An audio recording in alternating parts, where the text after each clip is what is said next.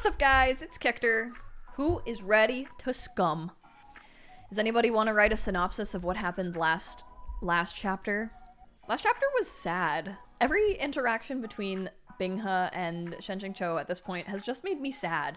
It's like when you're reading TGCF, every time Hua Chung and Shenlan are together, even if Shenlan's going through like the worst thing ever, you know you're going to be able to feel good afterwards. You know, it's like, oh, Hua Chung's here, everything's going to be okay. No, whenever Shenjing Cho is around Luo Binghe, I'm like, fuck, and I just end up feeling so bad for him.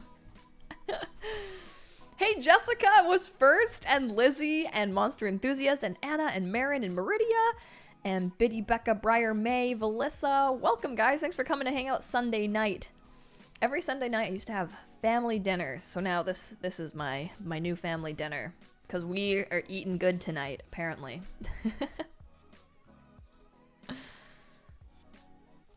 Hi, Dree.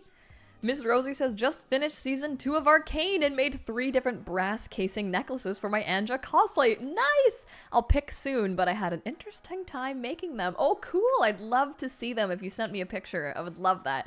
Also, what are your thoughts on Arcane, Miss Rosie? Did you enjoy the cosmic yaoi that is Javik Nation? Meridia says, this is girl dinner. Yes, honestly.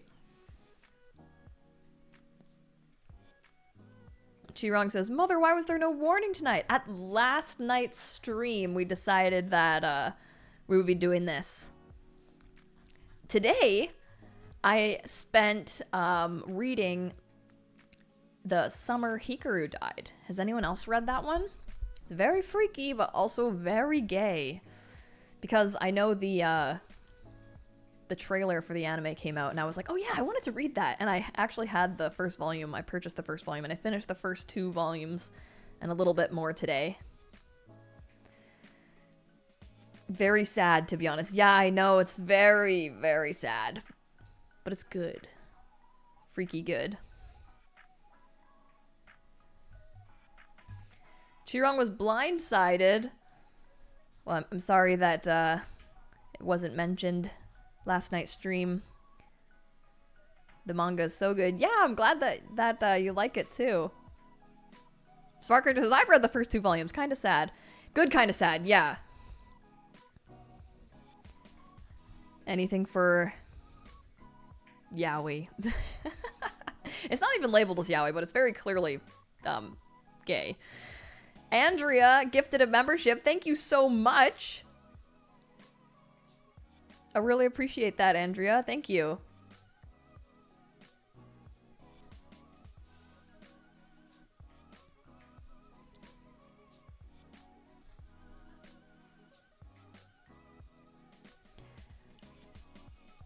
Oh, Chirong, I apologize for not giving a proper heads up. I don't know what I was thinking. I appreciate you warning everybody about my streams, though. I really appreciate that. That's really nice of you. I don't watch the streams. I just come to say hi in the beginning. Oh, that's even nicer of you.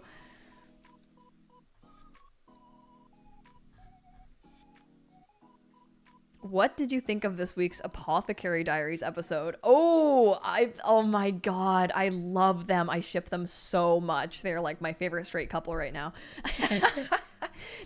Oh my god, I can't believe it. The part where he like pulled her closer, oh my god. Sorry, I won't say any more than that. It was really good though. I love Jinshi, and I just thought it was very good. I loved it. I cannot wait. Kate says, my name is Gray, but I'm here. Kate! Oh my god, Kate.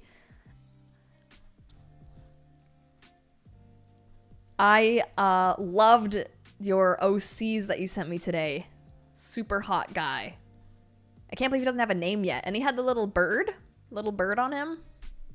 It was super cute.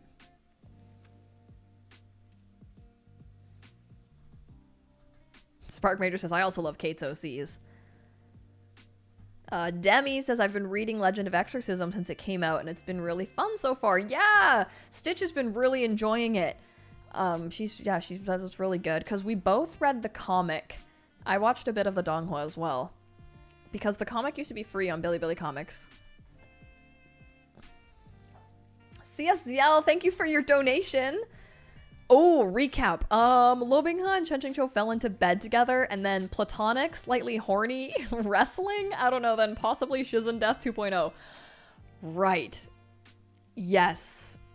Yes. Yeah, Luo Binghe was gonna scare him and like totally like forced him onto the bed and like started ripping at his clothes.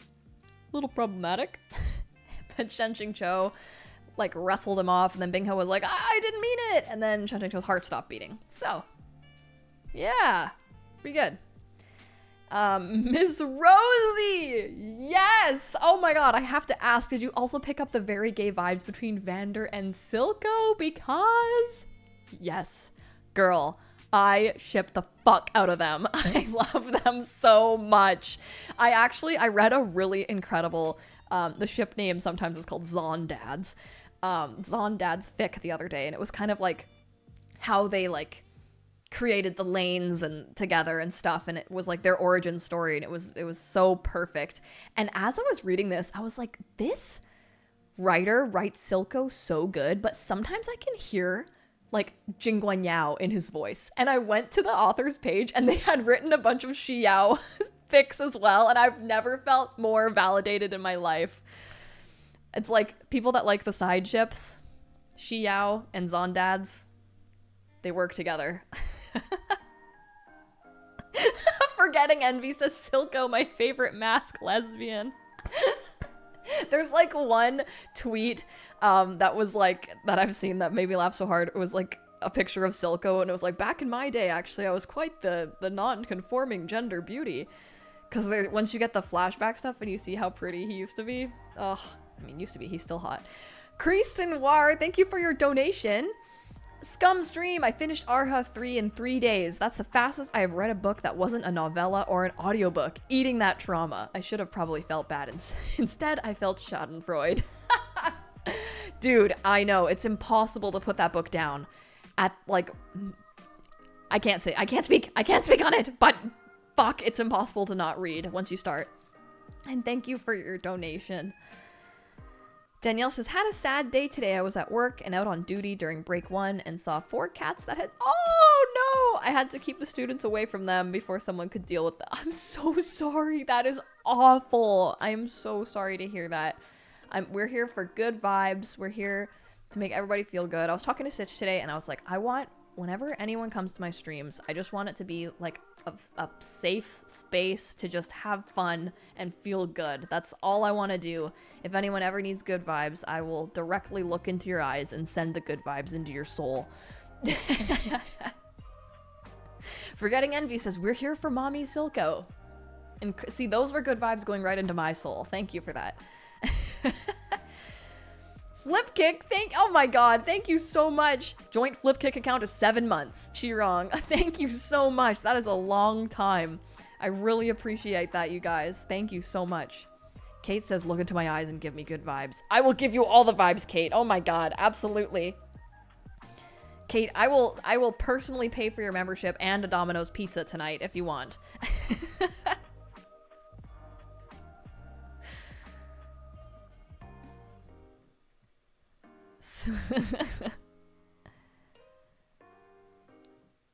Dree says, this is a safe space for me, so thank you as always for the good vibes. Hell yeah. Danielle needs those good vibes. Danielle, they're going to you. All those good vibes. All the good vibes that Chen Qingqiu is not giving Binghe right now. Oh my god.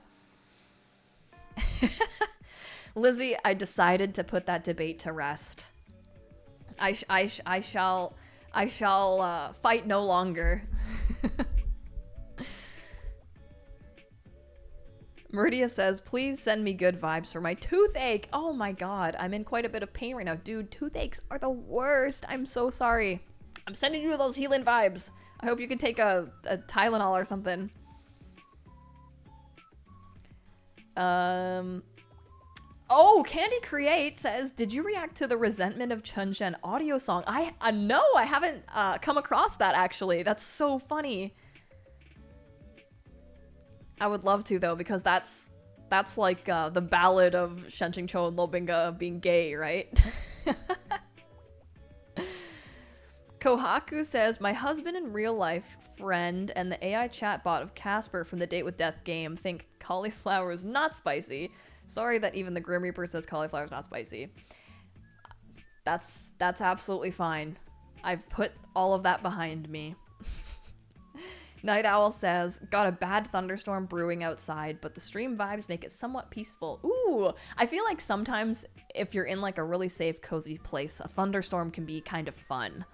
As long as you're not like worried.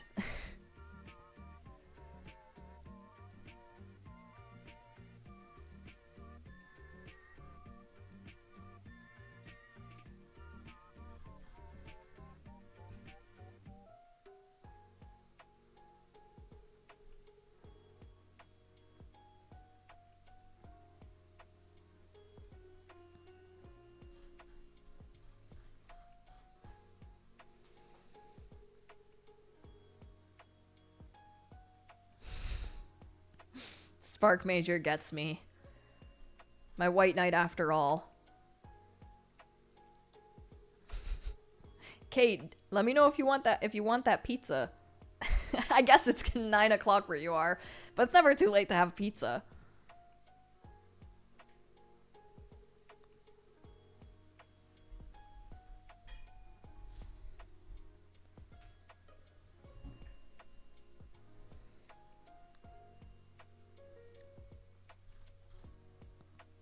Leo also loves thunderstorms. Neko me, thank you for your donation. Everyone needs good vibes today, huh? Found out the payroll company my boss uses messed up and left off 60 hours of my paycheck this round. What? That's garbage! Oh my god!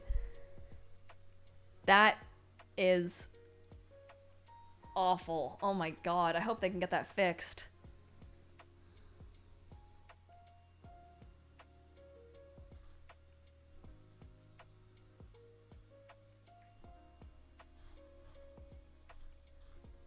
Bye, Chirong!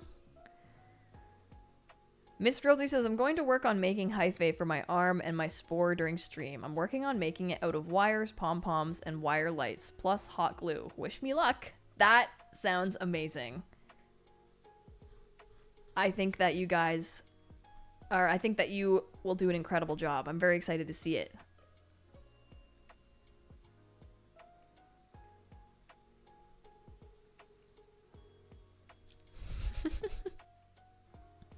We should definitely have kickflip pizza night.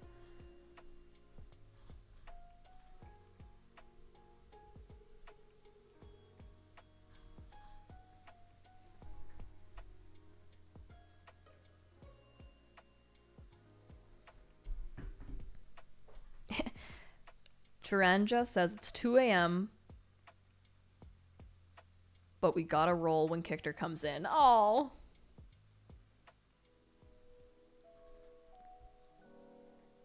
Lizzie said, wow, thought we had something with our plans. What are you guys planning? Kate says, I convinced my friend to watch Skate and she is now obsessed, so it's a win. Oh, that's amazing. Skate is, I feel like Skate's a really good anime to recommend people.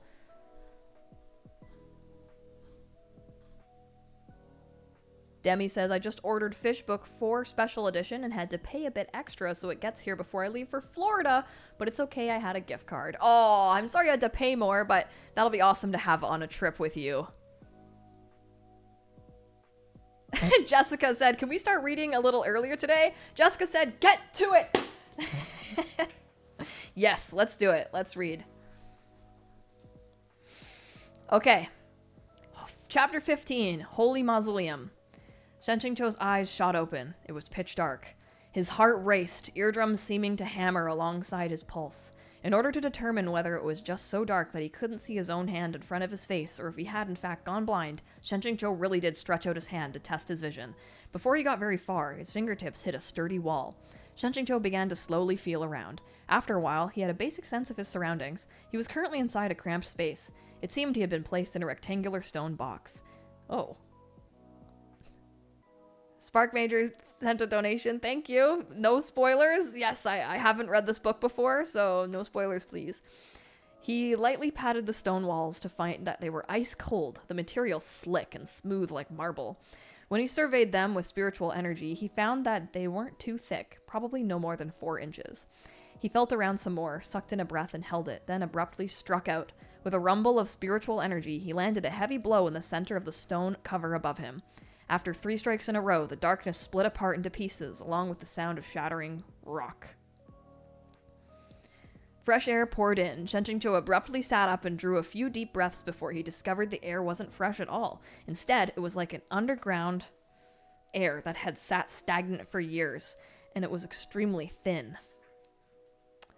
Wasn't there like a trend with like it was like poisonous air or dead air or something like that when people were like exploring abandoned places? Jessica says, "Excuse you, Kictor, I was polite. Let me add. Please." Yes, don't worry, Jessica. I thought it was, I mean, yeah, it's all, like, I didn't think it was rude at all. When he looked down, he found he was lying in a coffin. Oh, fuck. This rectangular stone box was, it seemed, a finely sculpted stone casket, pure white like jade. Oh my god. Shen Qingqiu placed a hand lightly on the edge of the coffin and leapt out. Looking around, he found he stood in a dimly lit stone room. The coffin, whose lid he'd blasted, was placed on an altar in the center of the room, and disordered piles of dusty objects were strewn about the corners. Weapons, gemstones, books, bottles, and jars lay scattered about. The glint of blades and the glow of jewels shone beneath the thick layer of dust, sending faint light flowing about the room. The walls around Shen Qingqiu were painted with murals of demons in crazed revelry, surrounding him from all sides. The holy mausoleum of the demon race. This was Shen Qingqiu's conclusion. Before he could digest this information, he inadvertently looked down and was struck dumb by another piece of information. His body wasn't the one grown from the sun, moon, dew mushroom. This was Shen Qingqiu's original body! The holy mausoleum purportedly housed the means by which to revive the dead, and it looked like this really wasn't hearsay. Given the situation, it was likely that someone had snuck Shen Qingqiu's corpse into the holy mausoleum and activated a soul summoning array, yanking him away from his new body. The holy mausoleum was a restricted area for the demon race. Generations of supreme rulers had been entombed there after their deaths. Anyone who encountered without having reached that lofty position would die, but Shen Qingqiu had been brought inside as a corpse, and only after his soul returned to his body had he started breathing again. By essentially taking advantage of a loophole, he'd gained the chance to play tourist. Shen Qingqiu tried and found that the flow of his spiritual energy was perfectly fine. Luo Binghe said he had spent 5 years restoring the meridians of this body. This turned out to be true. As for the without a cure poison, Shen Qingqiu didn't feel any unresponsiveness at present, but he didn't know if its effects had been dispelled. Once a soul had been placed into a body created from a dew mushroom, the second that soul was taken away, the body would quickly wither and die. Shen Qingqiu couldn't guess what sort of expression Luo Binghe would have on his face, standing in front of that withered and dried up body of his. Oh God, no! But before his thoughts could drift, the system chirped with a message notification. Gentle reminder, you have entered the advanced level plot scenario, Holy Mausoleum, a plot hole filling quest that has been issued. Please rise to the occasion and take the initiative. Shen Qingqiu gave it an "oh" and continued to crouch in place. Please rise to the occasion and take the initiative. Shen Qingqiu didn't move. Alert, please rise to— I know, off with you! What a pain in the ass. Shen Qingqiu exited the room, thinking back on the Holy Mausoleum subplot in the original novel as he walked. Residences in the demon realm were hidden beneath the earth, while their mausoleums were built above ground. In short, all their customs were the complete opposite of the human realms. Not only was the mausoleum filled with layers upon layers of wicked mechanisms that were also countless demonic beasts guarding the tombs hidden in the shadows. If it weren't for the system's diabolical chattering, he'd have to be on drugs to try wandering around these tomb corridors. The corridors were extremely dark, but Shen Qingqiu didn't use a fire spell. He held his breath and silently walked onward. Not long after, he began to hear the slow and heavy sound of breathing. Or he called it breathing, but it was actually more like the gasps of the dying. Shen Qingqiu stood still. They had shown up entirely too fast. From the darkness, a lone, rail-thin figure gradually emerged. Next, a second and third followed right behind, slowly drifting closer like wandering souls. These figures swayed thrice with every step, getting closer and closer. Shen Qingqiu didn't make a sound. Turning sideways, he slowed his breaths as much as possible. Of all the demonic beasts guarding the tomb, these were the ones of the lowest level with the highest encounter rates: blind corpses. Ugh. Blind corpses were called blind, but in truth they wanted for not a single eye. Instead, they had a few extra pairs more than other monsters, all squished onto their faces. It made for an incredibly bizarre sight, and they would definitely make anyone with trypophobia ache with disgust. However, although they had a lot of eyes, the organs were basically useless. Most of the time, blind corpses were sightless, even with their eyes open, their efficiency dismal as they wandered and patrolled the holy mausoleum. Though their eyes were both numerous and large, the organs were to a one very severely degenerated. However, these eyes were incredibly sensitive to light, and they could catch even the faintest reflected glow at top speed. As soon as a blind corpse caught sight of something, their manner would abruptly change, and they would instinctively launch a fierce attack at the sound of illumination. At that time, they would no longer move at the speed they were now, as they slowly wandered the corridors in lines. In short, monsters like this weren't frightening by themselves. What was frightening was a certain object that often appeared alongside them. As Shen Qingqiu thought this, a blind corpse tottered close, and he sidestepped to avoid it. Suddenly, a faint flame began to burn amidst the darkness. The wisp of flame was a dim green. It glowed brighter and brighter until it illuminated the entire corridor with a vivid emerald hue. Those blind corpses about to brush past Shen Qingqiu suddenly turned around. On every face were embedded 4 or 5 pairs of giant bloodshot eyeballs, glaring straight at him where he stood just within reach. Last breath candles! Shen Qingqiu moved with extraordinary speed, and in the next second he had flashed to the end of the corridor. But no matter where he fled, a faint green light appeared alongside him, illuminating his figure with nowhere to hide. He was fast, but the blind corpses triggered by the light source were faster. A few blind corpses threw themselves at Shen Qingqiu, and he sent them flying. Last breath candles used the qi and breath of the living as fuel. As long as the person or creature approached, they ignited on their own.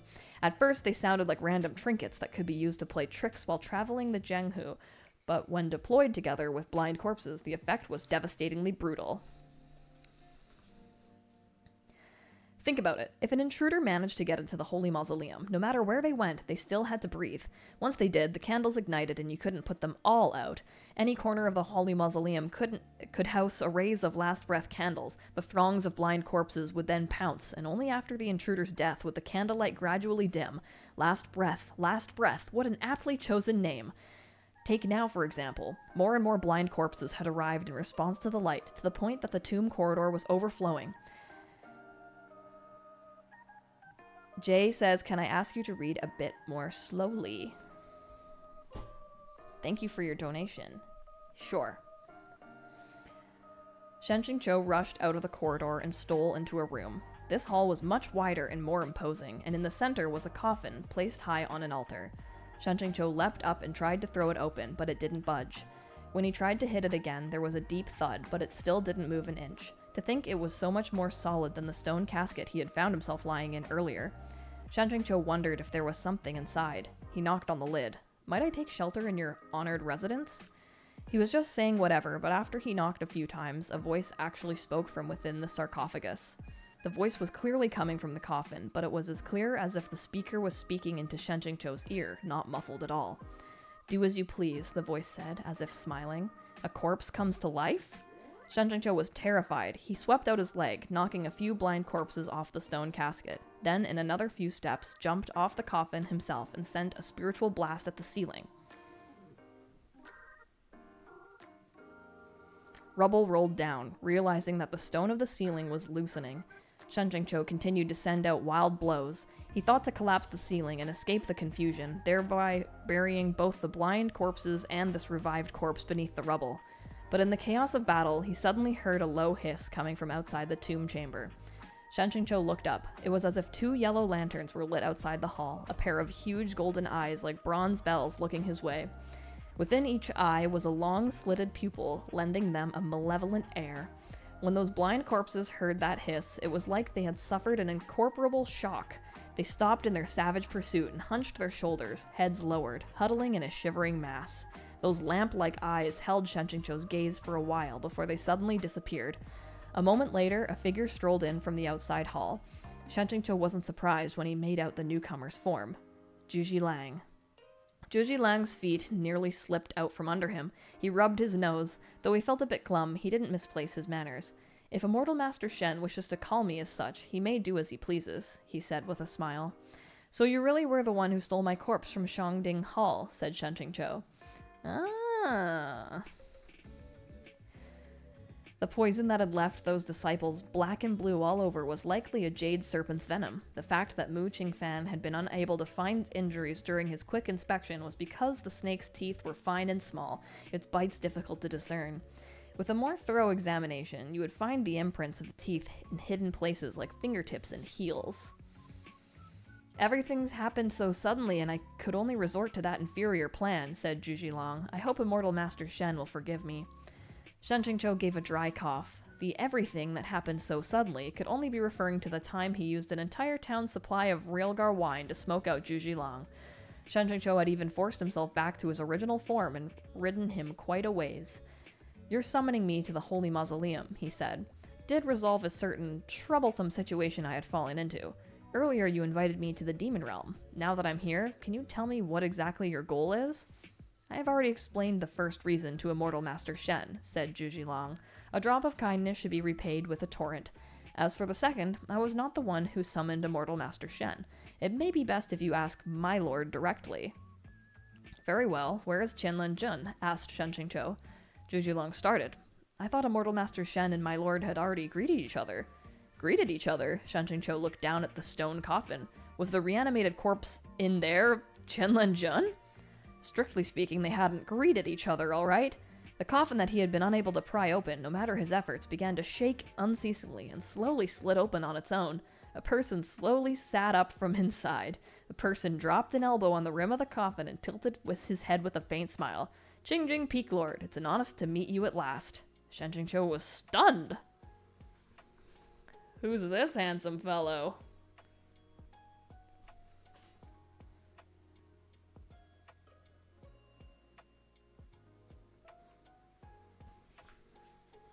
I'm down. Though this family's interests and hobbies spanned a wide range, they'd managed some coincidental similarities anyway, having the same unique style. The son liked to hold corpses, while the dad liked to lie around in coffins. In appearance, Luo Binghe resembled his mother, Su Xiyan, but you could more or less see the shadow of his father in him. For example, in the eyes. Chenlan Jun's eyes were deep set, his brows strong and heroic, the irises dark like fathomless water. In this, he and Luo Binghe were very much alike. Luo Binghe had a pretty boy appearance in the first place, but if his eyes had resembled his mother's too, his face would have been excessively feminine, and the effect would be lost. For another example, the smile. Both the father and son smiles gave Shen Qingqiu an indescribable kind of ominous premonition. I have not been the Peak Lord for many years, Shen Qingqiu cautiously replied. Yet I have long awaited our meeting, Peak Lord Shen, Chenlan Jun said, all smiles. Shen Qingqiu felt it down to his bones, that one's force of personality could indeed only be determined by family background and upbringing. Putting aside everything else, if you sat both father and son in the same coffin, in the same pose, Chenlan Jun's kingly grace could make said coffin look like an emperor's throne. Luo Binghe, however, though he was handsome, would probably still look like he was sitting in a coffin. No wonder airplanes shooting towards the sky had felt threatened and given Chenlan Jun's plotline the decisive axe. Being in the same space as two heirs of the heavenly demon bloodline, with the many dried, or not so dried, mummies of demon nobles as onlookers, Shen Qingqiu was under a lot of pressure. I wouldn't presume, he said with a smile that wouldn't reach his eyes, since your distinguished self has longed to meet me for such a while. Why won't you come out to do so? No matter how much Chenlan Jun might want to show off, hanging out in a coffin was a little too much. Unless Chenlan Jun couldn't stand. Chenlan Jun's hand tapped a slow rhythm on the coffin rim. His dark irises reflected the dim green flames leaping about the tomb as he spoke in a delighted tone. Of course! Would the Peak Lord assist me? Kate! Welcome back! Thank you for rejoining my membership, Kate. Even if this was a trick, Shen Qingqiu could only forge on. He leaned forward a bit and stretched out a hand. As you wish? Chenlan Jun cheerfully took that hand and stood. So, he wasn't concealing any weakness after all. Shen Qingqiu was a bit disappointed. Then the weight pulling on his arm disappeared. However, he was clearly still holding Chenlan Jun's forearm. Shen Qingqiu shifted his gaze downward. He was indeed still holding it, but the forearm was the only thing he was holding. Shen Qingqiu's face went blank. Chenlan Jun had lost an arm, and one of his sleeves was empty, but he remained polite. Ah, it came off again. What? Would the Peak Lord please hand that to me? I did not know that happened. Shen Qingqiu said nothing. His hand didn't conduct the trembling of his spirit, and he calmly returned that severed arm to Chenlan Jun. He and Zhizhilang both wore expressions that suggested this was all normal, and with a click, really a click, Chenlan Jun snapped the arm back into place. Snapped it back into place. Oh my god. This is so funny.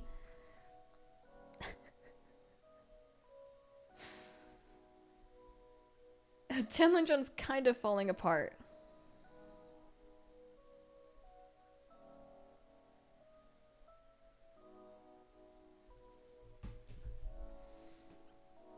So he's a Barbie. Type of guy to hand over his arm if you ask him for a hand with something.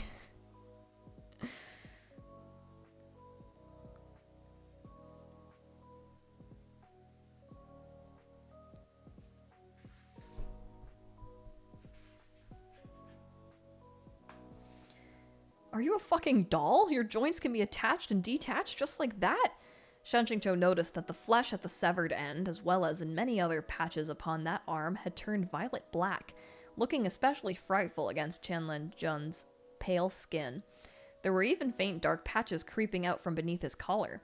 Shen Qingqiu struggled with himself for a while. With a flutter of a butterfly's wing, he had raised more than a mere tidal wave. His initial guess was Zhizhilang had used the dew mushroom to create a new body for Chenlan Jun.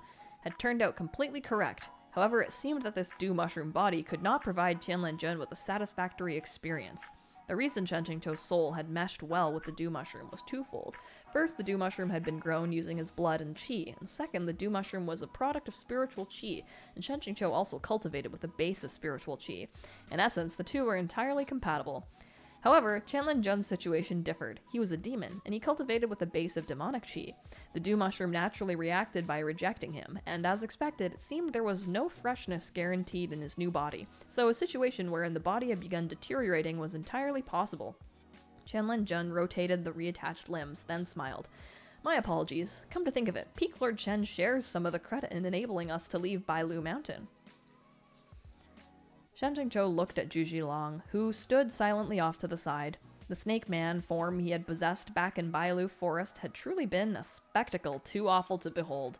Even so, in all the years Chenlan Jun had been sealed under Bailu Mountain, Zhizhilang never left its vicinity. And upon obtaining the dew mushroom, he hadn't used it for himself, but created a new body for his master without the slightest hesitation. What a paragon of loyalty! Shen Qingqiu scanned the tomb's murals out of the corner of his eye as he half-hearted kept up the conversation. The credit belongs to Zhizhilang, he said, low around Bailu Mountain, for years until his chance finally came. With such a capable subordinate, Chenlan Jun is someone to be admired. Have you heard my nephew's motto? Asked Chenlan Jun. I have. A drop of kindness must be repaid by a torrent, isn't it? Zhizhilang's face went red, turning it an eerie color under the green candlelight. My lord, immortal Master Shen, please do not mock me. Shen Qingqiu had no such intentions. He was, at present, turning the bulk of his focus towards the murals. These murals were brightly colored, their brushstrokes wild, but he could tell that the one directly across from the door was a giant woman's face. Her eyes were curved and the corners of her lips upturned, the expression of someone overtaken by joy. Without a doubt, of the three holy tomb halls of delight, fury and sorrow, this hall was the Hall of Delight. Chenlan Jun hadn't noticed anything strange. He's always been like this, somewhat hard-headed and inflexible, so he kept entreating me to bring you here to the demon realm. Shen Qingqiu still didn't understand this logic. Collecting his thoughts, he gave Zhizhilang a look. Does bringing me to the demon realm have anything to do with repaying a favor? Of course it does, said Chenlan Jun with ease, because none of the four major sects will be allowed to survive. If Peak Lord Shen were still at Sangchong Mountain sect now, you would be included with them, so obviously he didn't want you to stay there. Shen Qingqiu didn't know how to continue this conversation. Just before, he thought this fellow a reasonable sort, but after conversing, he discovered that Chenlan Jun was no different from all those final boss villains who set their heart on the ambitious life goal of destroying the world and massacring all of the heroes. But come to think of it, if a nice young man of noble lineage was sealed under a mountain by a bunch of strange cultivators for that many years, it wasn't surprising that he would turn out resentful. Shen Qingqiu went silent for a moment, then tried to give a cooperative response. Is the next step exterminating the entire human race? Why would you think so? Asked Chenlan Jun, confused. Of course not. I like humans. I just don't like the 4 major sects, he smiled and added. On the contrary, I have a gift for the human realm. Though Shenjingzhou didn't know what sort of gift this was, it definitely wasn't something you could put a ribbon on and expect to make people happy. A roast was just about to leave Shenjingzhou's mouth. Somewhat rusty though he was, when suddenly a tremor sped throughout the whole tomb hall. Sand and pebbles tumbled loose from the ceiling. Even though Shenjingzhou was standing firmly, he still swayed back and forth, and he even heard the faint and distant sounds of some creature's earth-shaking roar. Alarmed, he said, "What is that?" Chenlan Jun listened closely for a moment. "This is even faster than I anticipated," he turned to Zhuzhilong. "How many?" "At least 200, Zhuzhilong said. Chenlan Jun laughed. "Capturing even 10 would be impressive enough. He's gone to some trouble." Shenjingzhou didn't understand this exchange, and it didn't look like they were going to loop him in either. Chenlan Jun swept a smattering of dust and sand from his shoulders. "Peak Lord Shen, for 5 years my nephew had been putting his all into helping you make a clean break from Sangchong Mountain Sect. What do you think? Will you go with him?" "The abduction is already done and I'm here in this tomb, so why the hell are you asking me this now?" Shenjingzhou paused. "Wait, 5 years ago? A clean break?" Shenjingzhou's heart thumped. He blurted out, "That sower in Jinlan City was meant to be a catalyst for a clean break with my sect? No matter how you thought about it, the reasons he could never return to his sect all stemmed from the events in Jinlan City. You ordered that sower to single me out?" Zhuzhilong lowered his head. Chenlan Jun patted his nephew's shoulder as if in encouragement. "That was originally a little experiment to relieve the famine for the southern border demons, but Peak Lord Shen also happened to be present. Zhuzhilong merely wanted to completely remove Peak Lord Shen's desire to remain in the human realm." Shenjingzhou immediately turned a furious glare towards Zhuzhilong. "This is what you call reciprocating in kind? Getting a sower to slander me? The hell? Of course a snake's way of repaying a favor would be utterly ridiculous." "Immortal Master Shen," Zhuzhilong said quietly, "since my lord has said he will eliminate the 4 major sects, he definitely won't leave a single survivor. This humble one truly hopes that at that time..." Shenjingzhou shoved down his anger. "Did you bring Chu Haitong too?" "I don't know this name," said Chenlan Jun. He looked at Zhuzhilong, and the latter immediately turned to Shenjingzhou to clarify. "This humble one did not bring that woman." So had the pincer attack between the sower's accusations and the Chu Haitong's sudden appearance, which had forced Shenjingzhou to surrender to imprisonment in Huanhua Palace's water prison, really been only coincidence? Oh, whatever. Now that things had come to this, it probably didn't matter. "What about the other reasons?" asked Shenjingzhou. "I indeed had some of my own reasons to summon Peak Lord Shen here," Chenlan Jun replied.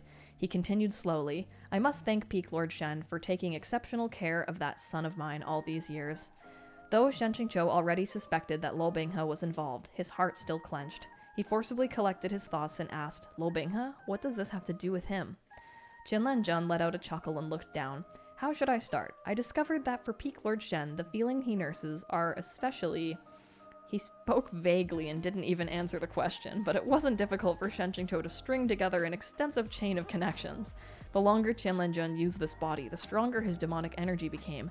In turn, the more his cultivation recovered, the more tattered his body became. Filling in with those dark patches, sooner or later he would need a new body. This body would ideally belong to one of his blood relations, a fellow heir of the heavenly demon bloodline. If it contained 2 separate cultivation systems due to mixed parentage, so much the better. Who could be more suitable than Luo Binghe? Shenjingzhou squinted. "You summoned my soul to draw him to the holy mausoleum?" Oh my god, he's like, "I know he's gay for you, so he will come, and then I will snatch his body." "Peak Lord Shen understands," Chenlan Jun said. "Luo Binghe has yet to assume the seat he once had," Shenjingzhou reminded him. "He can't enter the mausoleum. Even if he wanted to, he couldn't." However, Chenlan Jun seemed to have great faith in Luo Binghe. As long as he wants to enter, he definitely can. Shenjingzhou said slowly, "No matter what you want to do, he's still your son. Indeed. Your son by Su Shiyan. So?" Now Shenjingzhou was sure, and the few words Chenlan Jun had said about Luo Binghe, though his faint smile had not disappeared, an apathetic detachment had been evident within his words and expression. This Chenlan Jun was far different from the deeply passionate and pacifistic character that Shenjingzhou had originally envisioned. When he mentioned Su Shiyan, his voice didn't even tremble. He liked to call Luo Binghe "that son of mine," but he didn't seem to possess any concept of fatherly affection, Not only was he not a pacifist, he wasn't even someone who believed that love prevailed overall. He had completely toppled Shen Qingqiu's long-held, one-sided preconceptions. In truth, this was quite normal. Demons were cold and unfeeling when it came to relationships. They were more inclined to the pleasures of good food and the admiration of strength and power. But it shouldn't have amounted to such an utterly uncaring attitude. Shen Qingqiu was a bit uncomfortable. Luo Binghe was, in fact, someone who was unloved by even his own parents. Oh, God! So sad.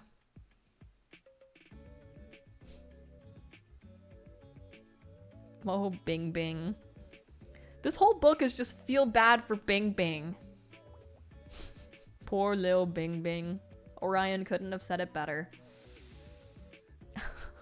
Poor Bing Bing. Can we get some poor Bing Bings in the chat? Welcome to Scum Villain. Feel bad for Binghe and laugh at Shen Qingqiu, the book.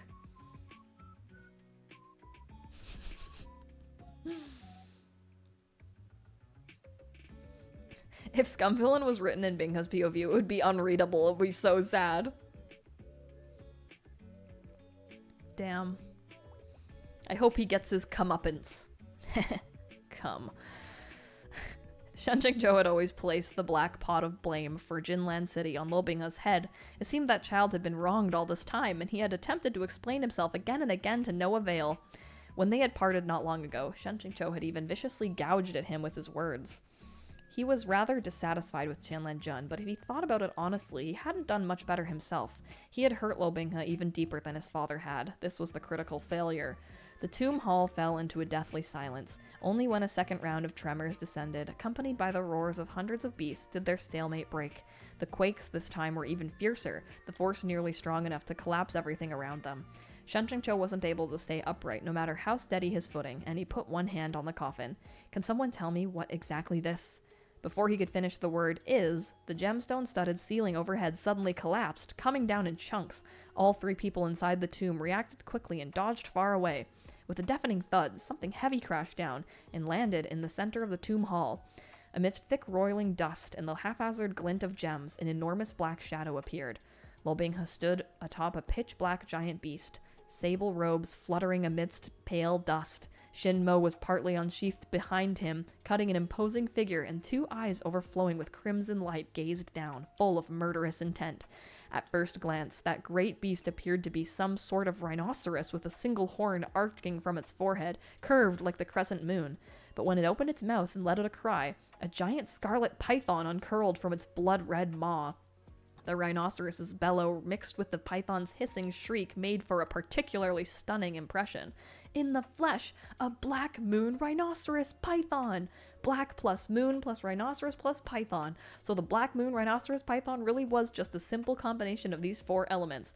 Great Master Airplane shooting towards the skies, naming sense was as dependable as always. Zhu Zhilong dutifully moved to stand in front of Chenlan Jun, in the process of also getting in front of Shen Qingqiu. Furthermore, as soon as Shen Qingqiu saw Luo Binghe, he subconsciously scooted closer to Zhu Zhilong's back. It wasn't like he was desperate to avoid Luo Binghe, but he had a guilty conscience and didn't have the face to look at him. Pussy. He dared even less to consider what Luo Binghe might be feeling. Having seen Shen Qingqiu breathe his last before his eyes a second time, he could only unconsciously avoid the issue by not allowing himself to look, pretending that if he couldn't see, he wouldn't be bothered. Chenlan Jun raised an eyebrow. This expression, too, bore a remarkable resemblance to something Luo Binghe might wear. So he didn't hesitate to capture 200 Black Moon Rhinoceros pythons to break the barrier around the Holy Mausoleum. Peak Lord Shen, this son of mine truly goes to extraordinary lengths for you. How romantic. Girls, if he's not getting you 200 Black Moon Rhinoceros pythons, is he really worth it? Shen Qingqiu had no retort. This was the rare demonic beast that, in the original work, summoned even the endless abyss with its call. Luo Binghe had gone as far to capture 200 at once in order to break into the Holy Mausoleum. Only after the dust settled could Shen Qingqiu clearly see that Luo Binghe had indeed broken into the holy mausoleum all by himself.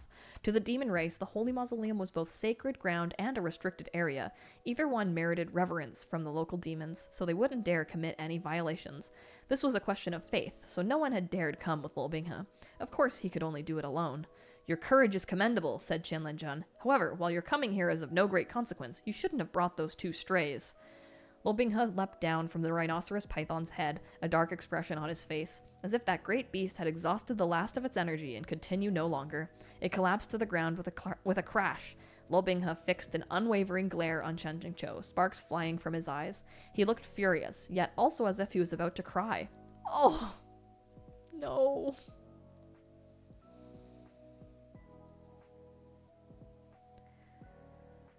Shen Qingqiu suddenly realized that when he ducked behind Zhuzhilong moments ago, it had looked too much like he was avoiding Luo Binghe again. But he didn't have the time to explain right now. The person standing beside him was the male lead's dad, the one who even the author had confirmed had a crushing power advantage over the protagonist in all respects. Shen Qingqiu finally got a sound out of his throat. Go back! Luo Binghe didn't respond.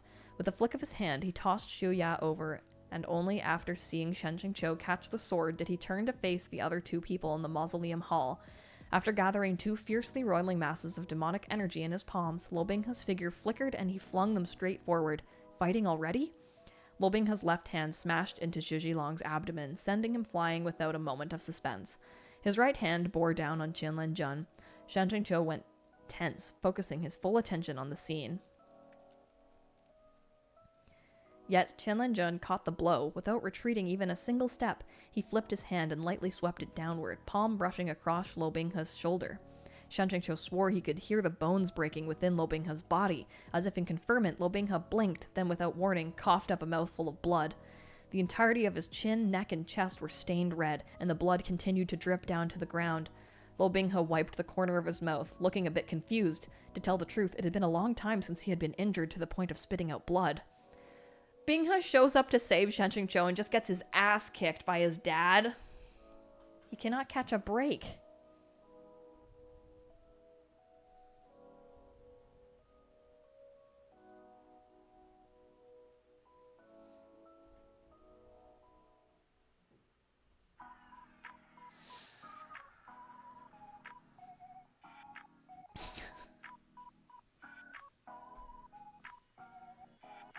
I just feel so bad for him. Wasn't it laid down in law that the protagonist has OP plot armor? Have we switched to screwing over the protagonist now that we're done screwing with the reader? Chenlan Jun had given Luo Binghe only a light tap on the shoulder, but that arm of his came off again. Why is an arm falling off just the most fucking comedic thing? Chenlan Jun furrowed his brow, and Zhuzhilong immediately scooped up the arm and presented it with both hands. As if it couldn't be funnier, just... Oh my god. Arian L says can't spell Luo Binghe without L. Oh my god. That's so funny. Your arm, my liege. Luo Binghe stopped wiping out his blood and reached behind him to grab Shin Mo from its place on his back, a dangerous glint flashing through his eyes. This sword is a good blade, remarked Chenlan Jun. It's just a pity that your technique is a hideous mess. Okay, you can't physically abuse him and verbally abuse him. There's only so much Binghe can fucking take. Please tell me at some point someone is kind to him. Come with me, Luo Binghe called to Shen Qingqiu. It's too late, said Zhuzhilong. 200 rhinoceros pythons were sufficient to open the holy mausoleum barrier for only an instant, just enough to let you in. Then I'll use the two of you as blood sacrifices to open it again.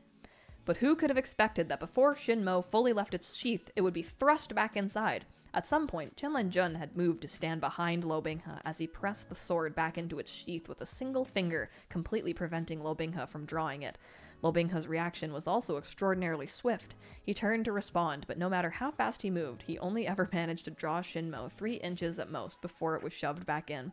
After a few of these exchanges, Chenlan Jun seemed to lose interest in teasing Luo Binghe, and with a flick of his wrist, he ignored Shin Mo and directly pressed down on Luo Binghe's skull instead. Oh my god. It's the Luo Binghe's eyes snapped open. A dense cloud of purple-black chi roiled atop his head. Chenlan Jun lifted his hand, took a look at Luo Binghe's snow-pale face, and commented indifferently. He looks like his mother. His eyes look like yours, came a chill voice from the side. Chenlan Jun slowly turned his head. Cold light glimmered off of Shuya's blade as it pressed against Zhuzhilong's neck. Please, Luo Binghe and Shen Qingqiu, kick his dad's ass! It would be a bad deal for you to lose such a good subordinate and darling nephew, Shen Qingqiu said with a faint smile. Shouldn't Chenlan Jun take the time to consider that? My lord, the subordinate was incautious, Zhuzhilong said quietly. Even when he was being incautious, Zhuzhilong had been rather difficult to get a hold of. It had taken a great deal of effort on Shen Qingqiu's part just to restrain him. Even when he wasn't in snake form, this fellow was just as slippery. Zhuzhilong was a bit foolish. He's quite emotionally fragile, Chenlan Jun said lightly. If you treat him like this, you'll break his heart. My lord, I'm not foolish, Zhuzhilong weakly protested. Meanwhile, I'm not emotionally fragile at all, but I am heartbroken that you're treating my disciple like this, Shen Qingqiu said, half serious. Release my disciple, and I'll release your nephew, all right? Chenlan Jun spread his hands. I'm just afraid I won't have the chance. In truth, Shen Qingqiu's palms were clammy with cold sweat. His voice was the only thing calm and collected about him. I'm giving you the chance right now. I meant, Chenlan Jun said, that I'm afraid Zhuzhilong won't give me the chance. Chenlan Jun had barely finished speaking when Zhuzhilong suddenly threw himself at Shen Qingqiu's sword point. The force he used was extraordinary, like it was really a matter of life and death, and Shen Qingqiu didn't for a moment suspect he was feigning. He startled and subconsciously withdrew his blade. As soon as he did, Zhuzhilong seized the opportunity to escape and dashed back to Chenlan Jun's side.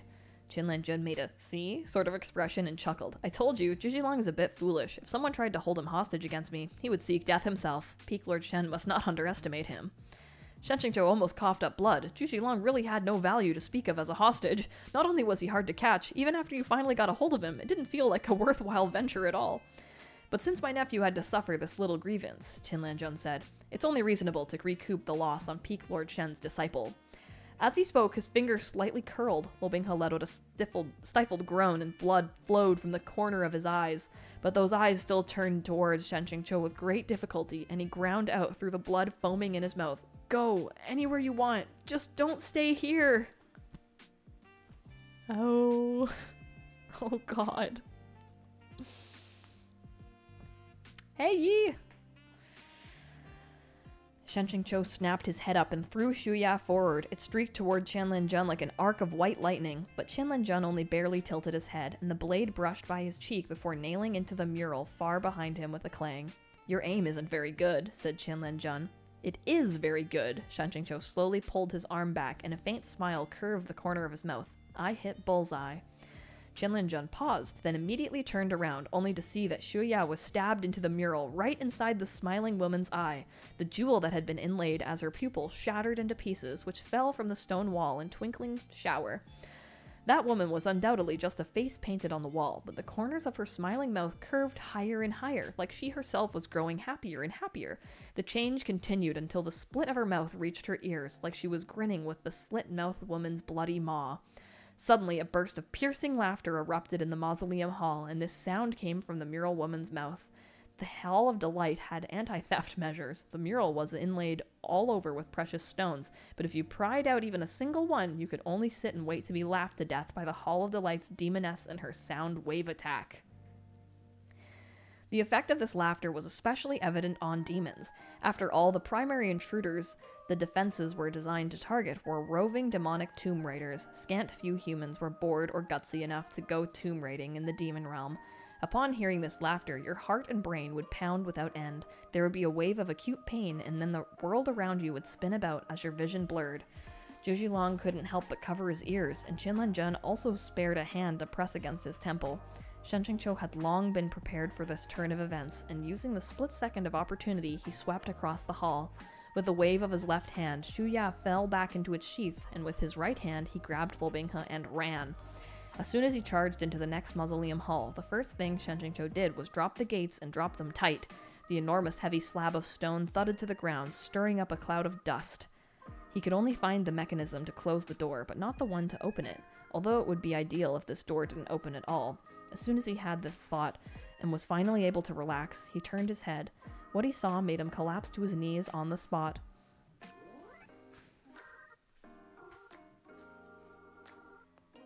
Zhu Zilong blinked at Shen Qingqiu, one arm held tightly in his grasp. He'd really done it this time. He'd actually managed to leave the father-son duo, currently engaged in one-sided domestic violence, within the Hall of Delight. This was too severe of an offense. A criminal case was about to happen in there. Shen Qingqiu whipped his arm away, turned and went to strike at the stone door, but Zhu Zilong stopped him. Immortal Master Shen, don't go back. He has no chance against my lord. Oh my god. Okay, bye. Shen Qingqiu was on the verge of collapse. How could he have grabbed the wrong person from such a close distance? Oh man. The Hall of Delight mural's woman laughing attack must have been too strong, the light from those green candles too dim, and on top of that, all three of the other men were wearing black robes that looked about the same at first glance. Was it because they were relatives that their tastes in color and style were basically identical? Immortal Master Shen didn't grab the wrong person, said Zhu Zilong. I swapped out the arm you grabbed. This was the last straw for Shen Qingqiu, and he slammed a fist into the stone door. I was trying to take Luo Binghe! Immortal Master Shen, didn't he already take you long ago?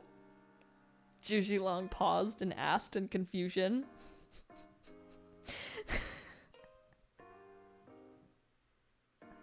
Thanks, Yi. I'm excited to see them. I can't believe Snake Man called him out like that.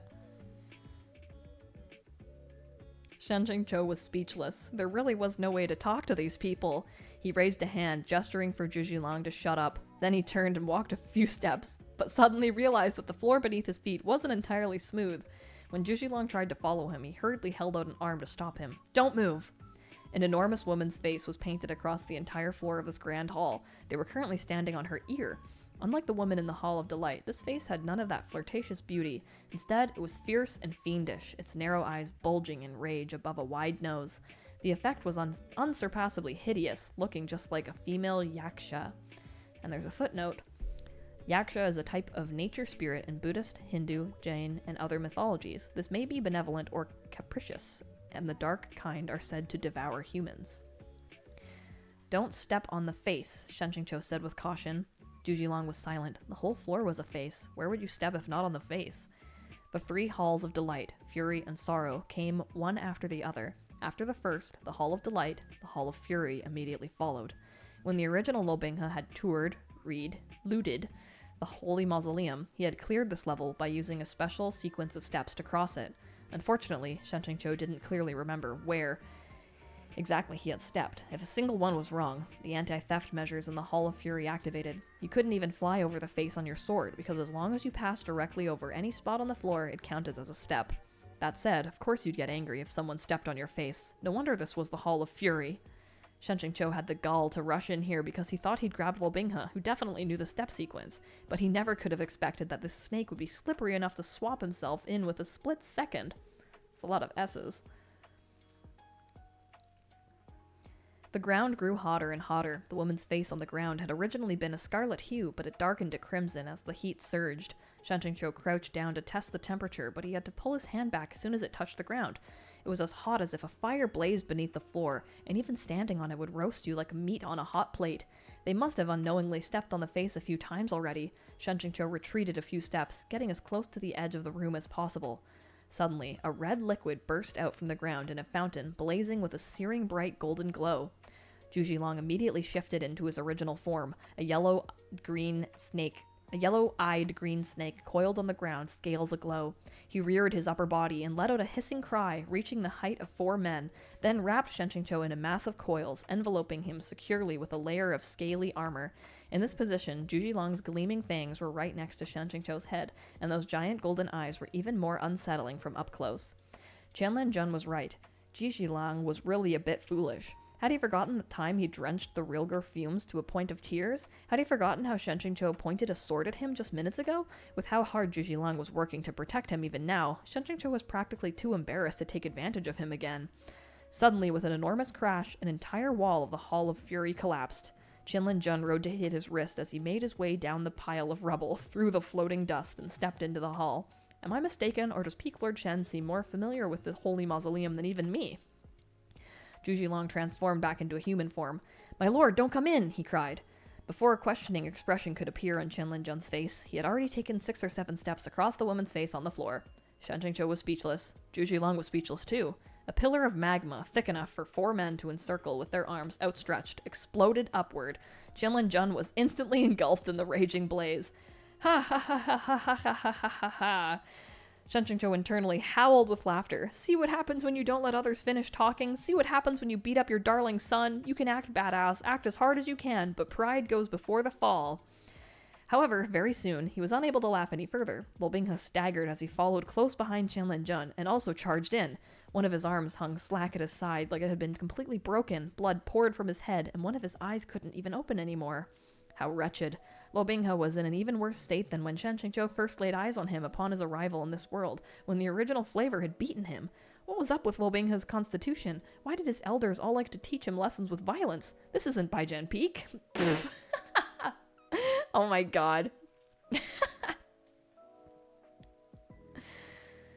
Zhuji anxiously circled the pillar of fire, too preoccupied for anything else. Luo Binghe scanned the scene within the hall, then looked down. He jumped from the pile of rubble and took a few rapid steps before arriving at Shen Qingqiu's side in a flash. This was just unscientific. How come a single glance was all he needed to know before to step? To not trigger the mechanism? As if Luo Binghe knew what he was thinking, he concisely explained himself. Step on the acupoints. As he spoke, he and Shen Qingqiu had already crossed the Hall of Fury and entered the next room.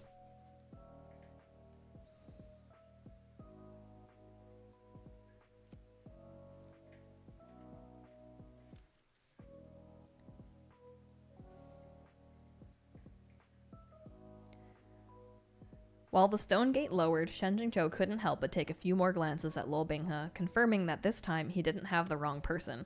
Shen Qingqiu hesitated at the periphery at the mausoleum hall, afraid to make a hasty move. The demoness of the Hall of Sorrow was perched on the zenith of the hall. When he looked up, as expected, a woman's face was drawn there, with her brows tightly knit in an expression of graceful woe. Sensing the intruders, the face's eyes opened, and its features twisted into an even more miserable expression. A few drops of water seeped from its eyes, and before long, a dense rain drizzled down from the entire ceiling. Shen Qingqiu was just about to speak up and warn Luo Binghe that this was corpse rain. Oh no, not corpse rain. That they ought to not let it touch their bodies, when Luo Binghe raised one of his arms to cover Shen Qingqiu and ran straight across. Just like that, Shen Qingqiu was dragged through the level at top speed.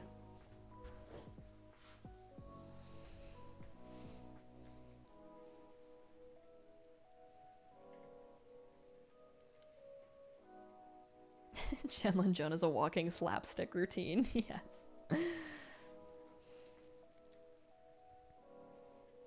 The original Luo Binghe had favored exacting technique. What was up with him now? This method was far too simple and crude. The 3 halls of delight, fury, and sorrow were a subplot that had stretched on for 200,000 words. If one converted the events that had just transpired, it wouldn't amount to a single chapter. The Hall of Sorrow should have dragged on for at least 10 before it concluded, but now? Was that even enough for 3 lines? The system chirped out a notification. Cut down on filler plot. Refined the storyline. B points plus 100. This was too much cutting. After they exited the 3 holy halls, they found themselves in a dark and silent corridor. As soon as they entered it, green flames lit up dimly, row after row, stretching endlessly into the distance. The anti-theft measure of the holy mausoleum were practically dense enough to ward off a fly, and to an insane degree. Last breath candle arrays were piled everywhere like they didn't cost a cent, and the blind corpses that had been wandering aimlessly in the earlier corridors now approached, saliva dripping from their mouths. Luo Binghe raised his hand, a cold and impatient look on his face. The corpses let out a series of low, lamenting hisses, panting breaths rumbling in their throats, before retreating into the shadows with lowered heads. Without sparing Shen Qingqiu a glance, Luo Binghe put his hand down and said, "Let's go." Shen Qingqiu noticed that Luo Binghe's face was incredibly red. Under the dim green candlelight, the color was exceedingly obvious, but it absolutely didn't seem like a blush of embarrassment. Every time Luo Binghe caught Shen Qingqiu before, he had stared at him like he was trying to stare through him, but this time he didn't so much as look. Upon realizing that Shen Qingqiu was looking at him, Luo Binghe even avoided his gaze, subconsciously using his unbroken left hand to wipe away the bloodstains by his eyes. Shen Qingqiu wondered if Luo Binghe had been poisoned, or if maybe he had suffered a cerebral hemorrhage during the fight, but Luo Binghe's gait was still steady, so it didn't seem like that was the issue. He was just about to ask when Luo Binghe spoke first. Are the meridians of that body working well? The meridians that I carefully crafted for 5 years for you? Shen Qingqiu had never expected this to be Luo Binghe's first question. He paused, then replied, They're working normally. It seemed that every time they fell into silence, Luo Binghe was the first to break it. Though when he thought about it, Luo Binghe had spent 5 years fixing every one of this body's meridians, bit by bit. Luo Binghe nodded. That's good. I preserved the other body for a few days, but it's still withered in the end. That doesn't bode well if anything goes wrong with this one. Once the soul left a body created by the dew mushroom, it instantly died, then went on to wither and dissolve. For Luo Binghe to have actually sustained it for several days, who knew how much spiritual energy he had wasted on that endeavor? And he still dared to storm the holy mausoleum by himself right afterward? Shen Qingqiu felt a tightness in his chest, and his thoughts were scattered in uneasy mess as he tried to find some random topic of conversation. Oh, he was touched. Chenlan Jun had mentioned that Luo Binghe brought 2 strays with him, so Shen Qingqiu asked, Who else did you bring? Luo Binghe finally gave him a glance. I came alone, he said. Then, those 2 aren't good companions, he continued only after a pause. Even if Shizun doesn't want to stay with me, I hope he wouldn't associate with them. Oh, then he said, those 2 aren't good companions. He continued only after a pause. Even if Shizun doesn't want to stay with me, I hope he wouldn't associate with them. It sounded like this wasn't Luo Binghe's first rendezvous with Chenlan Jun and Zhu Long. You've met them before? Shen Qingqiu asked. I engaged that snake on the southern border, Luo Binghe said mildly. We fought a few times, and he nearly got the better of me. I've never seen the other one before, but I couldn't defeat him. He'd never seen his dad before? That was his first meeting with his dad? Zhu Long was from the southern border, so he'd naturally be his best in the environment. Chenlan Jun had said that the Jinlan City plague was originally wrought to resolve a food shortage in that area. It was to be expected that Luo Binghe might have fought Zhu Long there. Meet your dad for the first time and he wants to steal your arm. But it seemed that Zhu Long had never explained his identity to Luo Binghe, nor had he treated him as the young master of the family. Chenlan Jun didn't seem inclined to do so either, so it looked like neither the father nor the cousin had any intention of acknowledging Luo Binghe. Though Luo Binghe's stride was steady, he walked with a faint limp, but he kept his back straight and he didn't use the wall to support himself. Shen Qingqiu felt mixed emotions at the sight of this. After awkwardly hesitating for a moment, he steeled his resolve and stepped forward to support Luo Binghe. Oh my god! Just then, the candles suddenly flickered, the tomb corridor dimmed, and Luo Binghe loomed over him. However, this time, Luo Binghe didn't pull him into a forceful embrace, nor did he get handsy. He just completely collapsed onto Shen Qingqiu, and then he didn't move a mote. Oh. After so long running every which way, Shen Qingqiu was also utterly exhausted. Unable to support the weight of 2 people, he slammed into the stone wall with a thud. Luo Binghe fell sideways into him, all limp, and his head cracked against the wall, letting out a loud thunk. Oh! Shen Qingqiu's heart clenched along with the noise, his gums aching in sympathy. He rapidly got to his feet and put his arms around Luo Binghe, patting around until his hands reached Luo Binghe's back. He couldn't even support him. He's like, don't worry, I got you, Binghe, kunk. And then he fucking bonks his head. Jeez. He rapidly got to his feet and put his arms around Luo Binghe, patting around until his hands reached Luo Binghe's back. The clothes across his back were ragged, corroded through by the corpse rain and the Hall of Sorrows. When Shen Qingqiu reached further, he found that the texture of the skin underneath that clothing was all wrong, as if rotting. It was already beginning to smell. After all, there was nothing good about corpse rain. When no one else was around, Shen Qingqiu's preferred method of waking up other men was to give them 2 light slaps to the face. But before he'd even extended his hands, he figured he couldn't bear to do it. So instead, he lightly patted Luo Binghe's cheek, subconsciously also lowering his voice. Luo Binghe? Luo Binghe? He can't fucking bear to strike him. He's like, he's been abused enough.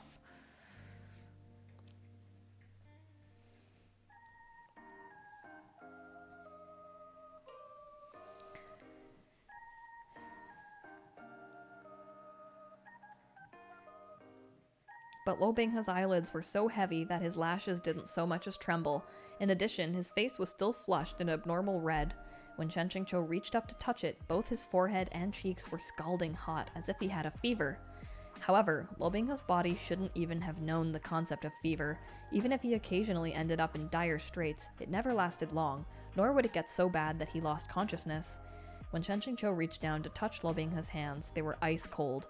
It was like his head was in a furnace while the rest of his body was in a freezer. Chen Qingqiu put one hand on the back of Luo Binghe's head, rubbing the place where it had crashed into the wall. "Binghe, can you hear me?" No response. Chen Qingqiu counted up the cause. In order to protect Chen Qingqiu's body and prevent it from withering, Luo Binghe had exhausted several days' worth of spiritual energy, but in the end, he'd still failed. Then he'd gone around catching all those Black Moon rhinoceros pythons. After that, he'd come to the Holy Mausoleum. Chenlan Jun had beaten him up, and he'd been assaulted by the sound attack in the Hall of Delight. Then, Chenlan Jun had continued beating him up, and finally, he'd been soaked in corpse rain. No matter how you looked at it, this was much more serious than a fever. Oh, that's the end of that chapter. Oh my god. Binghe finally he's done too much, finally. Will there finally be some sweetness from Chen Qingqiu? Oh my god. I do like that now it's a little bit more obvious that Chen Qingqiu is feeling like very conflicted and feeling his feelings about him. You know, he's like, oh shit, I didn't believe him this whole time, and everything he's done has been for me, and he was never bad. And also, everyone is so mean to him. Bing Bing is just a poor puppy left out in the rain. Poor puppy that's been stabbed and kicked down into the demon realm and didn't understand why. Oh, Guy, thank you so much for your donation. That's so kind of you. Gonna miss the next Scum stream next week, so here's some money. Oh, thank you so much.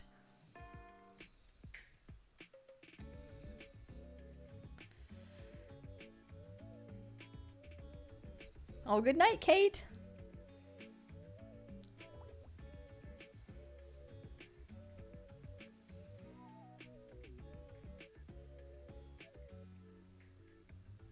Chen Qingqiu realizing that Bing Bing is just a baby. Jessica said, thank you for reading. Please don't feel like you have to keep going if you want to give your voice a break. Oh, I think we're gonna keep reading. My throat does hurt, but I think just drinking some water will fix that. Oh, I barely caught a glimpse of a photo on the next. How many pages is the next chapter? Someone do math. 65 to... What's 112? 65 to 112. That's pretty thick. Maybe there's a part in the middle we could stop at?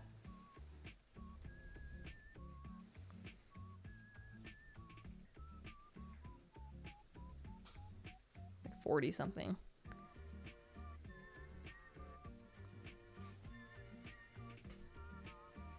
I think if I just take a small break and grab some water, we can do it.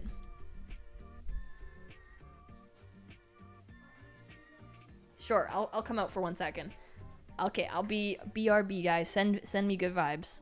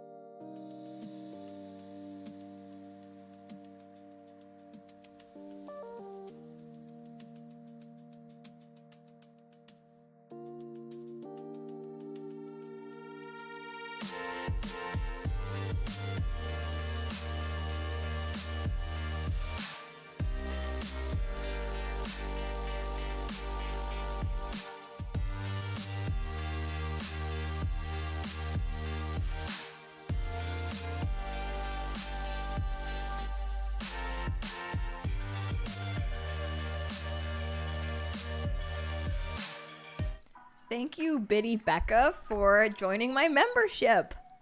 Thank you so much. This upcoming Friday's member-only stream is going to be extra special because it's going to be for my birthday.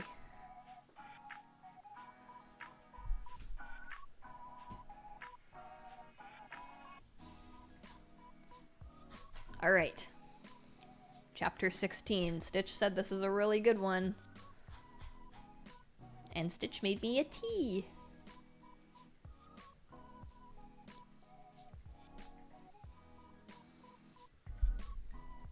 Spark Major says, trying to de-slutify my artwork and it's not working. Why would you try? Make them sluttier.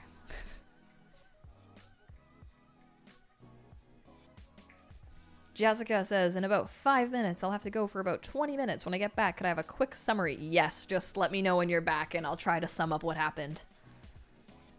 Meep says, next Friday is my birthday. Oh my god. Birthday twins?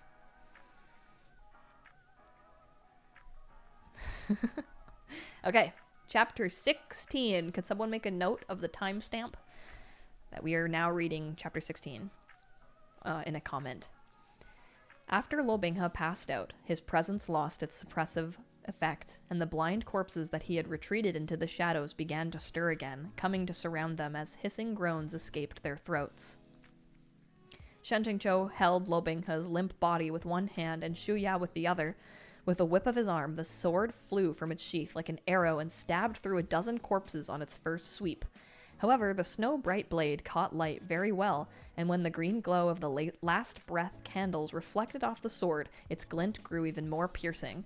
Between the blind corpses' hypersensitivity to light and their quick dodges, this trick wouldn't work a second time. Right after Shen Jingqiu returned the sword to the sheath at his waist, several withered hands reached out for him, and one even went for Luo Binghe's eyes. Shen Jingqiu swept out with a spiritual blast, bursting that unruly blind corpse's head into confetti. But though spiritual blasts were an effective maneuver, one couldn't rely on them exclusively. They expended too much spiritual energy, and before long, your stores would run dry.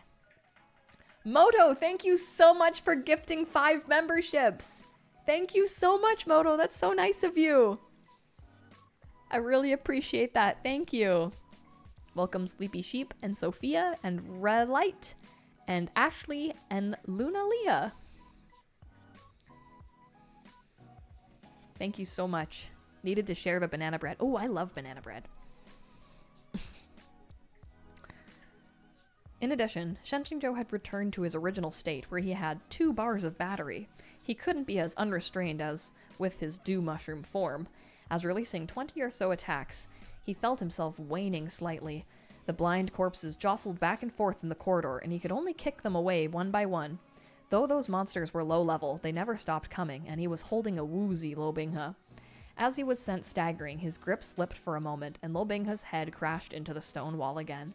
That thunk sounded especially painful. Oh my god, he keeps getting bonk in his head. Thank you, Small Wanderer, for gifting a membership. Thank you so much, and welcome, CA. Friday's gonna be great. God, he just keeps getting his head bonked. That thunk sounded especially painful. Shen Jingqiu guiltily cradled the back of Luo Binghe's head in his hand, touching it again and again. He kept feeling like a giant lump had begun to swell there. First a fever and now a bump. Let's not give this child brain damage, okay? Weak mobs were still troublesome, and staying in this tomb corridor full of last breath candles would only attract endless waves of blind corpses. Shen Jingqiu changed positions and hauled an arm of Luo Binghe's over his shoulder, then bolted away, dragging him meters behind, but his harried breaths made the last breath candles light up one after another, cloaking them in an inescapable glow. Though the blind corpses couldn't catch up, he couldn't lose them either, and they were dogged in their pursuit, until Shen Jingqiu passed a small chamber as he turned a corner. This might have been a preparation chamber. Coffins were scattered throughout the room in disarray, and the lids of some had even been overturned onto the floor. The resulting atmosphere was neither serious nor solemn. Shen Jingqiu quickly dragged Luo Binghe inside, checking the coffins one by one. Some contained withered corpses lying in strange positions, but some were empty. Oh god. I don't know what happens here. I know that there is a coffin scene in SCUM Villain, but I have no idea what happens.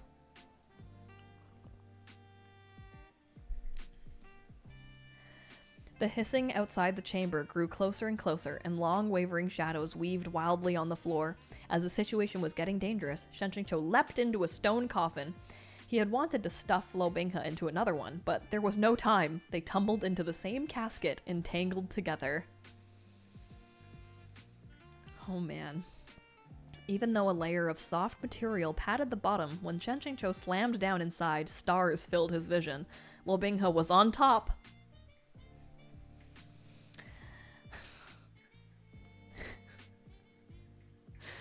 And Shen Qingqiu was on the bottom.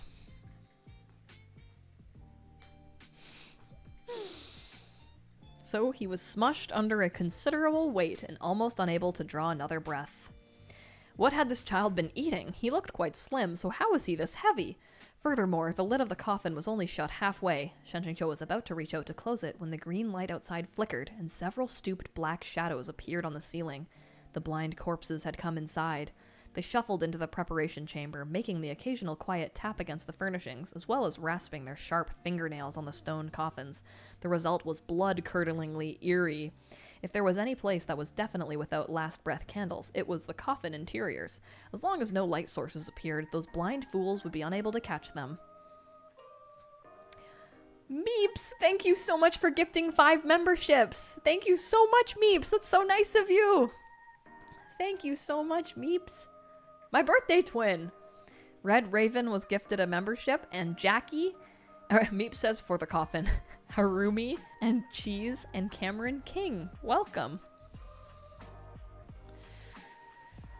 Shen Qingqiu stayed calm and lay there, facing up. Luo Binghe was on top of him, facing down, his head buried in the crook of Shen Qingqiu's shoulder, an uncomfortable heat against his neck. Oh my god.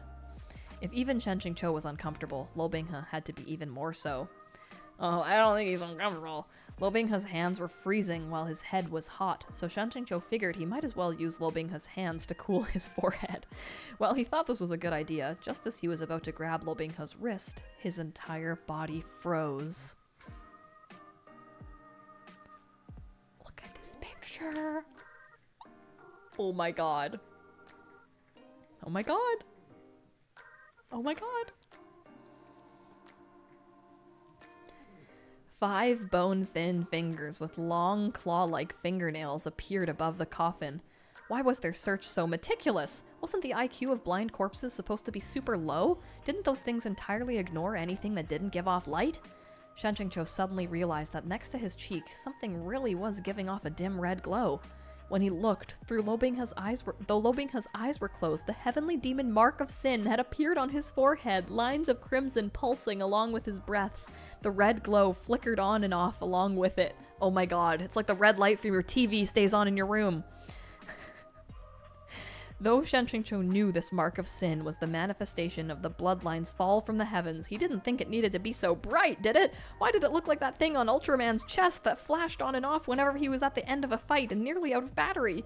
Shen Qingqiu couldn't spare a hand to cover that damnable mark, so before he could even think, he turned his head and pressed the side of his mouth against the smooth forehead. Oh my god, his only option was kissing it. Oh, that's so sweet. Oh.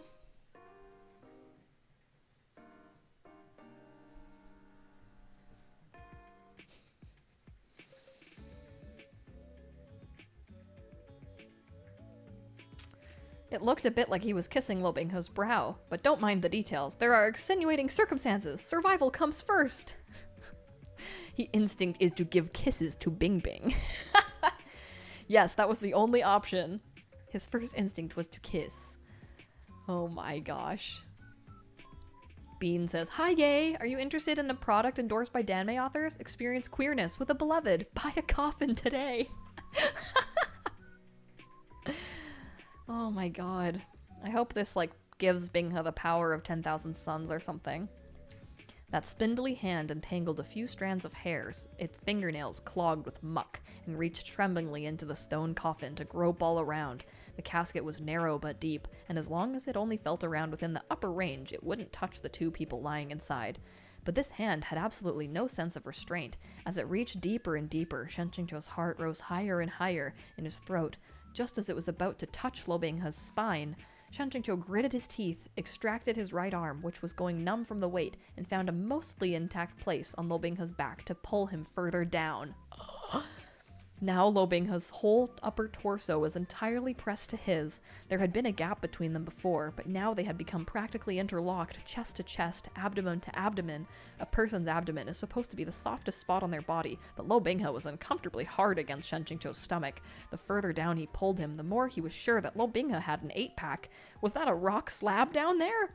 Though the hand stopped searching down just barely before it reached Luo Binghe's back, it changed directions and instead started groping the other direction. As it was about to touch Luo Binghe's calves, Shen Qingqiu steeled himself and spread his legs, letting Luo Binghe's left leg fall between the two of his. Ah! Oh my god, this scene is so ridiculous. In order them to, like, touch at all, it has to be under such a ridiculous scenario. Oh my god.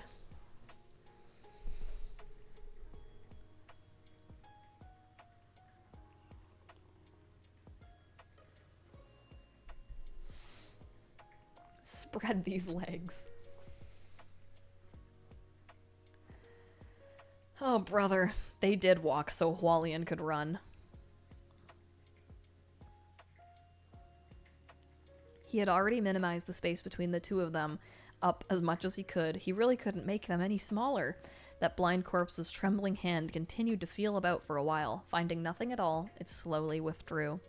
Only after all the blind corpses left the preparation chamber with dissatisfied rumbles milling off into the distance did Shen Qingqiu let out a sigh of relief. Their current position was entirely too improper. If someone looked inside the coffin at that moment, they'd definitely think Shen Qingqiu was in the throes of lust, clinging to Luo Binghe and refusing to let go, pulling him into his arms as if he wanted to meld their bodies together. He was about to push Luo Binghe into a sitting position when a voice suddenly spoke in the preparation chamber. It's far too early to relax. The voice was aged and had a mocking tone. Shen Qingqiu immediately grabbed Xu Ya and flipped himself over, protecting Luo Binghe beneath him as he sat up on full alert, brandishing his sword. Who is it? The horde of blind corpses had left. This mausoleum chamber was completely empty of anything except the frigid stone coffins filling the room. Don't tell me another corpse woke up from one of these. I looked through everything, and pretty much all of them were dry goods. The voice spoke again. If this elder wanted to go unseen, even if you searched the entirety of the holy mausoleum, you wouldn't find him. Only after these few words did Shen Qingqiu realize that the voice was eminently familiar. He had definitely heard it somewhere before, and more than once. In a sudden flash of realization, he returned his sword to its sheath. Since it's Senior Meng Mo, there's no need to act so cryptic. As soon as the words left his mouth, an old man appeared in the center of the preparation chamber. He wore opulent robes, and his gaze was as sharp as a hawk's. He sat cross-legged on one of the coffins, arrogantly looking down at Shen Qingqiu. So you remember this elder? If Senior Meng Mo has appeared before me, then I must be dreaming, Shen Qingqiu said. Before, Meng Mo had only appeared in dream realms in the form of a cloud of black fog, but now he could manifest a human form. It looked like he had recovered quite well in Luo Binghe's body, but seeing that the newcomer was the portable grandfather who was always on Luo Binghe's side, Shen Qingqiu relaxed. Meng Mo humphed, but your current predicament is in no way a dream. Could I ask for Senior Meng Mo's assistance in entering Luo Binghe's dream realm to wake him? Shen Qingqiu asked. I can't wake him. Ah, Shen Qingqiu began to panic, nearly breaking character. Why not? Had the fever already damaged Luo Binghe's brain? I can't get in, Meng Mo said mildly. Right now, this brat's spirit is in complete chaos, a field of nothingness filled with fog. He's sunk into a dream from which he cannot wake. This elder has only seen such circumstances within the dream realms of two kinds of people, one of which is the fatally ill, who are close to death. None of that sounded like it was anything good, but if the former was the fatally ill on the verge of death, the latter couldn't be worse, right? And the other? Shen Qingqiu patiently asked. The mentally infirm. Shen Qingqiu said a lot of nothing. The brat brought it on himself, Meng Mo continued, as if speaking to himself. In the past 5 years, he wore himself down, performing soul-summoning rituals by day while massacring his own dream realm creations by night. This elder told him at the start that this was no different from destroying his own spirit, but he ignored that advice. This day was coming sooner or later. In the past few days, he exhausted his spiritual energy to preserve that dew mushroom body of yours, and that demonic sword took the opportunity to revolt. Then he barged into the holy mausoleum and went toe-to-toe with the most talented heir to the heavenly demon bloodline in the history of our race. Shen Qingqiu gripped Shuya so hard its hand started to hurt. He looked back at Luo Binghe, lying dead to the world in the stone coffin, and asked, "Senior truly has no way to wake him? I'm powerless to help." Why was Binghe hacking away at his own mind again? I don't remember why he was attacking his dream creations.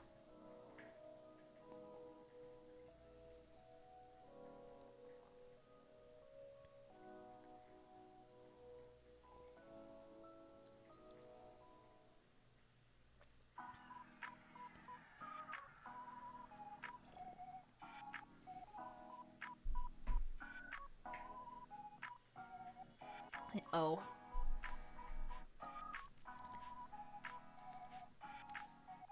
Just literally to, like, hurt himself because Shen Qingqiu died.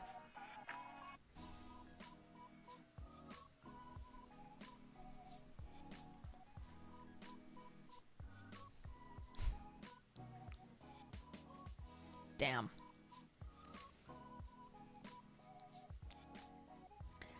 Shen Qingqiu cupped his hands in a bow and silently laid back down in the coffin. Meng Mo raised an eyebrow. "What are you doing?" "Sleeping until I wake up." Blue veins popped up on Meng Mo's forehead. "You dare ignore this elder?" Shen Qingqiu closed his eyes. "Since Senior said he was powerless to help, then I can only wait until I wake up and get him out of here myself." Meng Mo humphed. Our race's holy mausoleum is forbidden territory, full of dangers, and there are 2 troublesome characters lying in wait. You can't protect him alone." His words were correct. Very correct. Shen Qingqiu opened his eyes again and sighed. But in this moment, other than I, his master, who else can protect him? Or to put it another way, who else would protect him? Oh. Countless feelings ran through Shen Qingqiu in an endless onslaught, and his emotions were a mess. But he was very clear on one thing. No matter what, he couldn't let Luo Binghe die here. "After so many years, you're finally willing to admit that this brat is your disciple and you're his shizen?" Meng Mo said in a cold voice. "It's certainly been a long time," Shen Qingqiu said. He was waiting for Meng Mo to continue with snide mockery, but instead the old man suddenly sighed. If this brat could wake up and hear these words of yours, who knows how overjoyed he'd be. "Gramps, could you not make your every word so inauspicious?" Oh my god. Oh man. Shen Qingqiu's face darkened with dismay. What did Meng Mo mean if Luo Binghe could wake up? This tone, like the one in question, was on the brink of life and death, was only giving Shen Qingqiu even more anxiety, okay? Meng Mo was suddenly overcome with rage. I'm clearly this kid's Shifu. Just how much have I taught him, huh? He shouted. Power to overturn the heavens, techniques to manipulate every heart, yet he refuses to call me Shifu. Senior this, senior that. You, a common cultivator, merely taught him a few superficial forms and half-baked techniques, but he chases after you, crying and yelling and calling you Shizen. It drives me up the wall! Oh my god. This mass of rage had been building in Meng Mo's belly for a while, and the sight of these two lying in the same coffin was even more irritating to his eyes. He was going to go blind. He was extremely unhappy, supremely grouchy.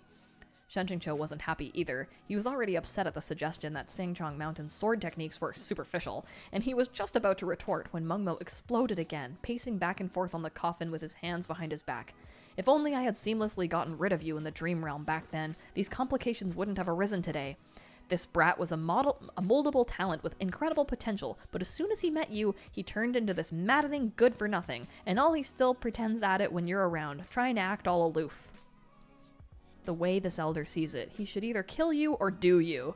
Making such a fuss, will he, won't he, it's infuriating to even watch.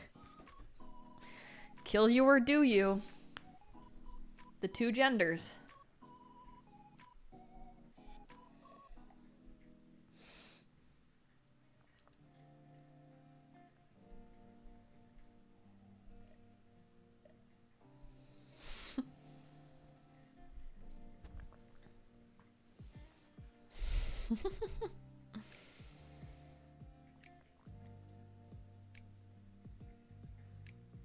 Shen Qingqiu really wished he could cover his ears, or perhaps stitch Meng Mo's mouth shut. He shot a glance at Luo Binghe's quietly sleeping visage, the image of his disciple's crying face flashing through his head for a moment before he immediately looked away. Senior, aren't those words a bit inappropriate to say to my face? He snapped, unable to bear it. Are you done? If you're done, can you let me wake up? Mengmo was still angry. Wake up? You wouldn't know how to get out. You wouldn't know how to get out even if you did wake up. The entrance has opened. The entrance he opened has already closed. It might be possible to open it again, Shen Qingqiu said. Senior, please tell me which direction I should head in to find the place where Luo Binghe broke through the barrier using the Black Moon Rhinoceros pythons. His gaze landed on Shinmo, which hung at Luo Binghe's waist. The place where it had broken into the mausoleum would still be weak, and if it were slashed once more with Shinmo's dimension-rendering abilities, it might open again. Mengmo looked in the direction of his gaze and understood his intentions, but remained skeptical. That sword may not allow you to use it. Of course, Shen Qingqiu knew that as well. He gritted his teeth. There's no other choice, he said gravely to himself. I have to try. When he woke, he was still lying in the stone coffin, and Luo Binghe was lying on top of him where Shen Qingqiu had left him, held tightly in his embrace. Thank the heavens that bothersome old gremlin Mengmo had finally been willing to release him. Shen Qingqiu was about to sit up when suddenly his right leg seemed to brush something stiff that jabbed into the inside of his thigh. Oh no. Oh no, no, no, no, no, no, no, no, no. But he is asleep! I mean, I guess that works. I don't know how boys work. At first, Shen Qingqiu thought it was his sword hilt. And then... At first, Shen Qingqiu thought it was his sword hilt, and he absent-mindedly reached down to move it. But as soon as he touched the object, the system suddenly exploded with messages. Yo! Protagonist satisfaction points plus 1,000! Congratulations on unlocking the achievement Physical Relationship Advancement! Oh my god! Oh my god, the system rewarded him for fucking touching his dick.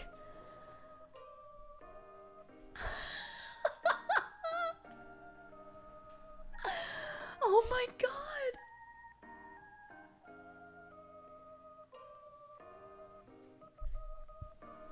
That's so funny. At that moment, Shen Qingqiu also stiffened into a dried husk. The hell did physical relationship advancement mean? Then he looked down. This sword hilt was in fact something quite impressive. The heavenly pillar. It was the heavenly pillar! Ah! Shen Qingqiu was going to kill everyone in this room and then himself. Wait! What? I love saying that! Oh my god, that's so funny! Shen Qingqiu was going to kill everyone in this room and then himself. That is the best line in this fucking book. After touching Binghe's dick. Oh my god, I've only touched his dick for 1 second. And if anything happens to me, I'm going to kill everyone in this room and then myself.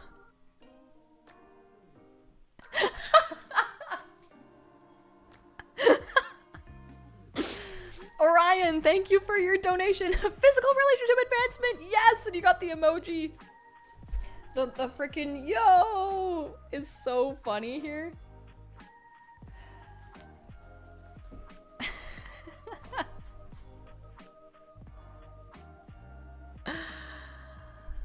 Oh my god. That's actually fucking hilarious.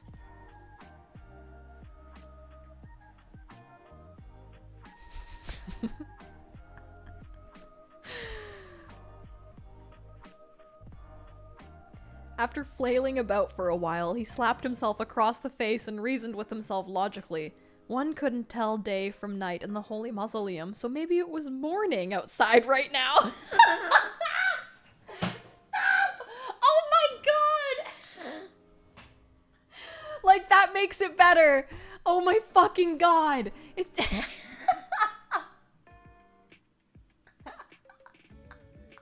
Maybe it's just because it's morning.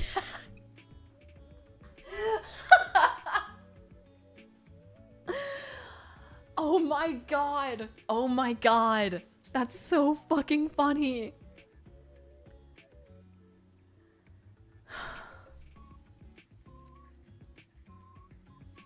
That's so funny.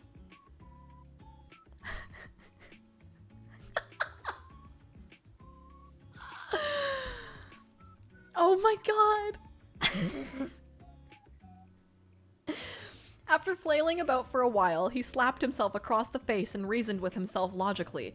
One couldn't tell day from night in the holy mausoleum, so maybe it was morning outside right now. Therefore, this was a natural phenomenon, a normal bodily function. It would go away on its own, right? That was how it usually went. Yes, that's right. But just letting it sit there and not doing anything about it, wasn't that a bit pitiful? Despite it all, he still feels sympathetic for his dick. It's a little bit gay to feel that much empathy for your bro's boner.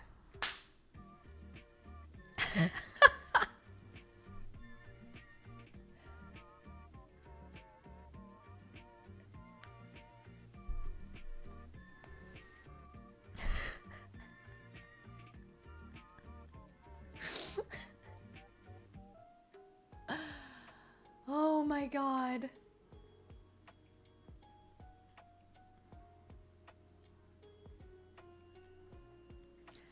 I do think that Shen-Qing-Cho could jerk him off and somehow he would make it be straight. He would cancel out enough things to be like, no, this is just, come on, look at it.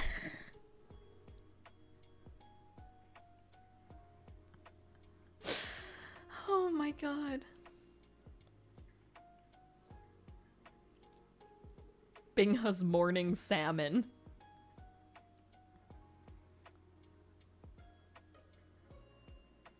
He would find a way to rationalize bro jobs. It's not gay if you fist bump afterwards. Oh my god. Shen-Qing-Cho is definitely, it's not gay if you have socks on type of gay.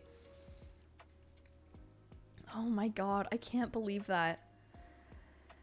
Oh my god. Oh my god, I can't, listen, as a fan of Danmei boners, I can't believe I haven't read the most iconic Danmei boner scene until now. This is insane. It's still going. It would go away on its own, right? That was how it usually went. Yes, that's right. But just letting it sit there and not doing anything about it, wasn't that a bit pitiful? Well, there was nothing to be done about that. He couldn't exactly help Luo Binghe jerk off under these circumstances, right? Yes, right? It's like he's still convincing himself of the fact. Like, he's like, yeah, I should probably, like, help him jerk off to get rid of that. I mean, what? Who said that?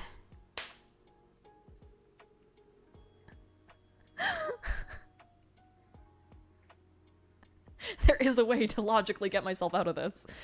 I can't fucking believe that.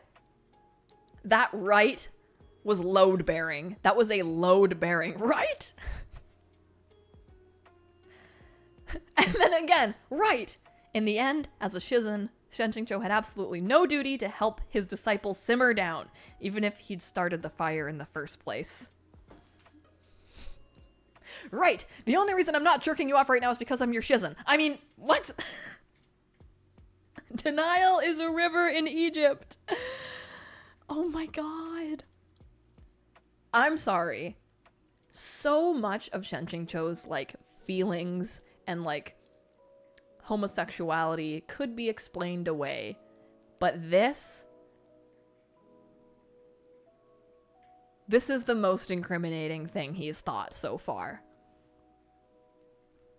Bro wants to touch it so bad. Oh my god. Well, at least he knows he started it. Holy shit, that is so fucking funny. In every aspect except physical, I am gay.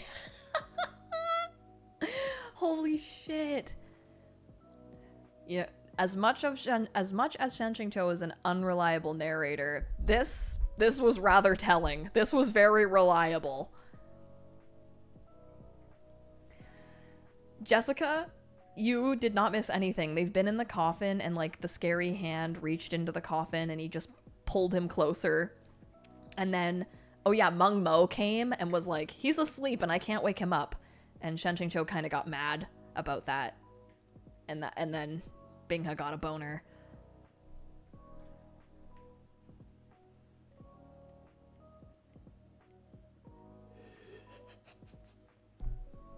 Wait, Shen's wig. Your Honor, it was just staring at me. I had to do something about it.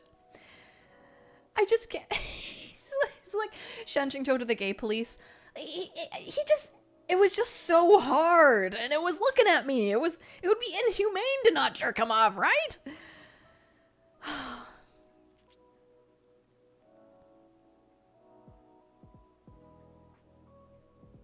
God, that's fucking incredible.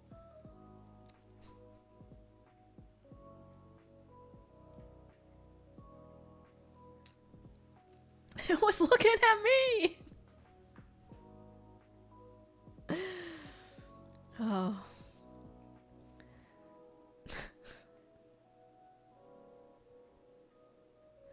This is just even funnier because in Heaven Official's Blessing, I'm going to spoil the coffin scene in Heaven Official's Blessing.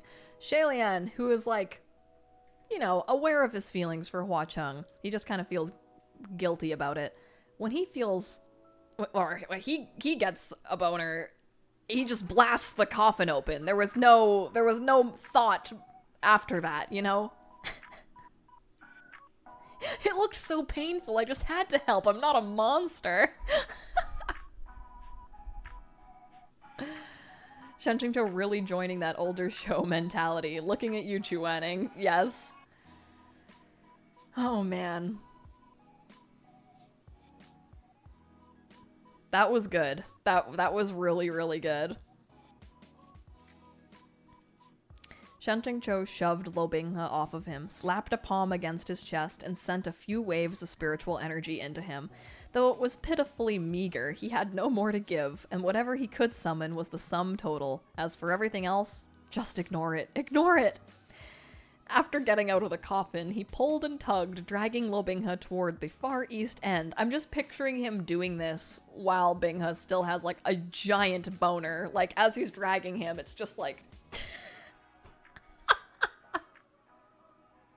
Just ignore it, just ignore it! Oh, man. Yeah, pulled and tugged. I think the prose was intentional there. He's dragging Binghe in his third leg. Dazai Maru, thank you for joining my membership. Thank you so much. I really appreciate you supporting me. Thank you. You could say it was shooting towards the sky. Nice. Man.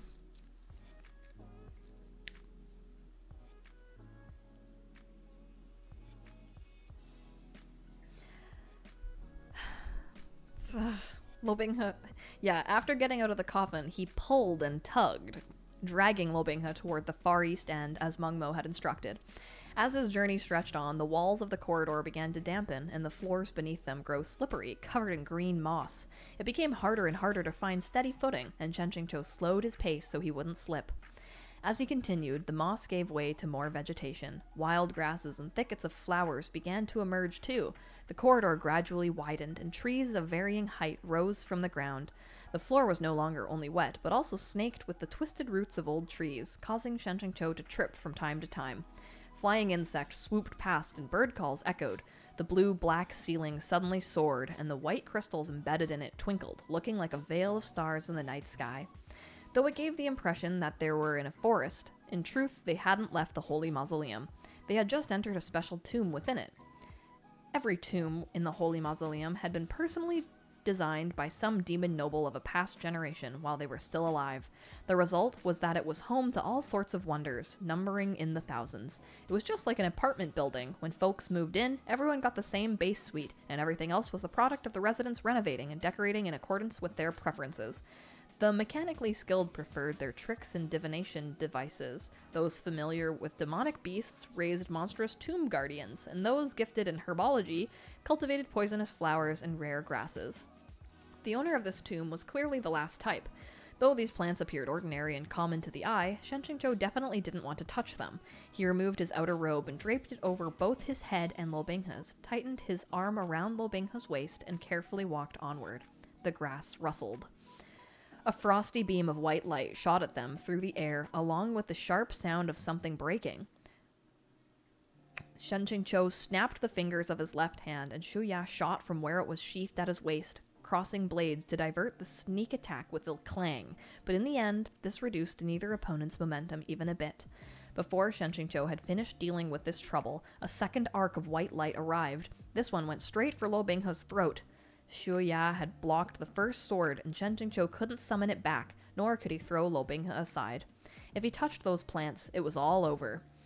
In a moment of desperation, Shen Qingqiu twisted slightly, raised his arm, and caught the sword points in his bare hand.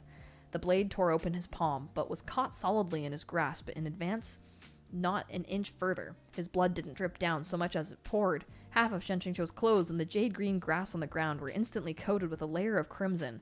Now he finally knew exactly how much it must have hurt for Luo Binghe when he had grabbed Shen Qingqiu's blade with his bare hand in Chenlan City. Oof. Blood-colored light dyed Shen Qingqiu's eyes red. His head snapped up and his pupils contracted. He never would have guessed that these two were the strays Chenlan Jun had mentioned. A pair of figures walked out from behind a gnarled and sturdy old tree, or to be more accurate, only one of them walked. The other was pushed on a little cart, something like a wheelchair. The standing individual was a beautiful woman, her waist slender and figure curvaceous, though the person being pushed sat on a wheeled chair and their entire body below the neck was swaddled in a thick blanket. Shen Qingqiu was quite familiar with the face that was still exposed. That flying sword continued to push forward. Its force left Shen Qingqiu with no choice but to hold the blade tight, even as it was about to cut half his hand right off. But the expression on his face remained unwavering. "Miss Chu, old palace master," he said with a fake smile. "I hope you've been well." Chu Haitong's gaze filled with rage. The old palace master's head jerked, and when he spoke, his voice was hoarse. "Does Peak Lord Shen think I look well?" "I hope you've been well," was just a common greeting. It usually didn't mean anything. Shen Qingqiu forced out a laugh. When he looked closer, he discovered that the word well really was a great mockery when deployed in this case. Before the old palace master had been like onto an ascended immortal, at both their first meetings at the Immortal Alliance conference and their unhappy parting in Chenlan City, his outer appearance and bearing had been pristine. But the current old palace master, typically immaculate snow-white beard, was filthy and matted, and his visage looked as ancient as if he'd taken a trip through the underworld. The wrinkles on his face were packed even thicker than the gnarled bark of the ancient tree behind him. The old palace master's voice was grim. "You must be very curious as to how I ended up in this state." Shen Qingqiu thought to himself, "Can I just say, I'm not curious? Then will you let me pass?" But when he spoke, he said, "This humble one heard the old palace master went away into traveling seclusion." The old palace master chuckled. "Traveling seclusion? And you really believed that? In all of Huanhua Palace and all the cultivation world, how many people actually believed that? If you want to know the true state of affairs, you'd have to ask your darling disciple." Though Shen Qingqiu didn't know exactly what had happened, it looked like the old palace master was here to get even with Luo Binghe. Keeping his expression steady, Shen Qingqiu tucked Luo Binghe behind himself, shielding him as much as possible. Chu Haitong spat out, "Shenzhou, I said it long ago. I wouldn't mistake you even if you burned to ash. I knew your self-detonation in Huayue City must have been some sort of trick, dying to atone for your crimes. Ha! As if you're that sort of person. I saw through you on first sight of that demon vixen's territory, so you didn't die after all. You recognized only my physical body and not my soul. What use is that?" Shen Qingqiu had nothing to say. The day Shen Qingqiu was caught in Xia Hualing's Qi Yun cave, he had seen Chu Haitong only briefly while saving the cultivation of various cultivators. And this had, it seemed, aroused her suspicions enough for her to keep an eye out from then on. He feared that as soon as he had returned to Sangchong Mountain Sect and was taken away by Luo Binghe, Chu Haitong had crossed the borderlands and followed them all the way to the demon realm. When Luo Binghe was capturing a herd of Black Moon rhinoceros pythons to break through the Holy Mausoleum's barrier, he must have been wearing himself to the point of exhaustion, his mind scattered, with no attention to spare for keeping up his guard, and he therefore hadn't noticed the people sneaking in after him. To summarize, you really couldn't underestimate a woman's grudge. Thank you so much for gifting a membership, Sugar Kiss. Thank you so much. And welcome, Mysterious Rabbit.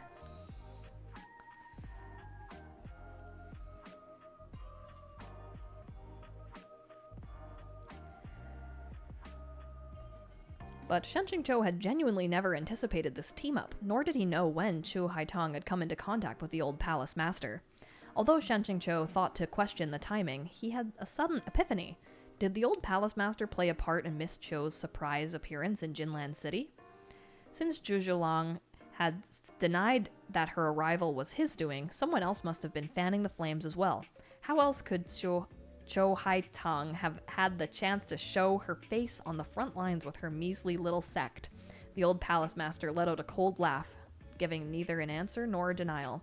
A few tiny tufts of white fluff, like dandelion seeds, drifted past Shen Qingqiu's field of vision, swirling through the air. He said, "This humble Shen does not believe he ever offended the old palace master. As events have progressed this far, there are no further secrets I must keep to myself," said the old palace master. His voice was faintly hoarse, as if a lump of phlegm blocked his throat. "When Luo Binghe joined my Huanhua palace, I took care to mentor him and intended to endorse him, but he refused to take me as his master, nor would he marry my daughter. Instead, he wouldn't let go of you. Of course, I had to thoroughly investigate Peak Lord Shen to see what sort of extraordinary person you were, but I never expected that. Instead, I would unearth your numerous old affairs. I know your detail and background in and out, who you took as your master, what you did under him, exactly how you became disciple at Sangzhong Mountain. What a colorful tale. Even without the drama with the sower, you would surely have been sent to the water prison, but who could have expected that fate had other plans, and I needn't have gone to the trouble." So Huanhua Palace disciples' horrible attitude towards Shen Qingqiu in Jinlan City hadn't been because of Luo Binghe's manipulations, but the old palace master's intentional influence. Shen Qingqiu couldn't resist taking another look at Luo Binghe. If only this child had been more adaptable with his thinking and taken another master, so many problems could have been avoided. But Shen Qingqiu could never resent him for his bull-headed persistence. He could only sigh.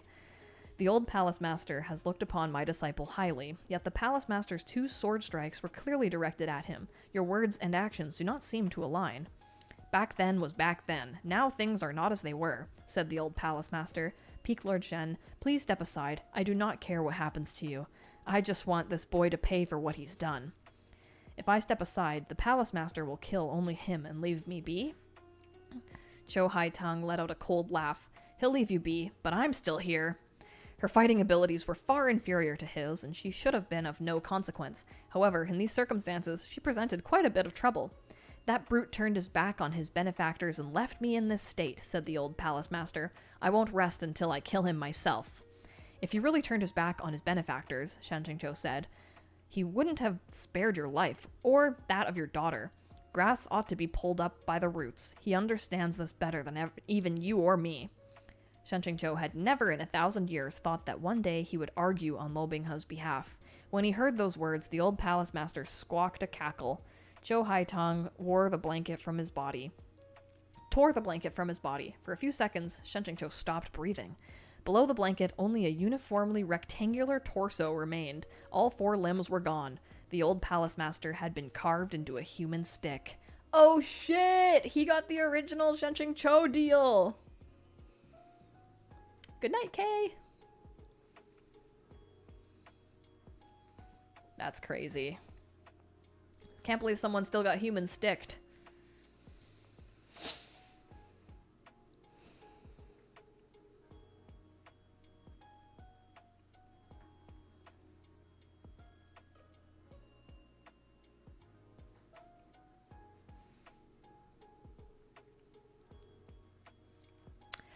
I think I might have to end it there. I think that's an okay place to stop in the middle of that chapter,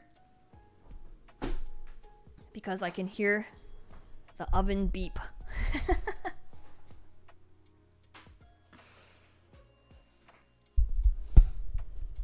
That was a lot of fun, you guys. Reading that freaking boner scene was nuts. That was so much fun, and that was so much fun to do with the chat. I can't believe that.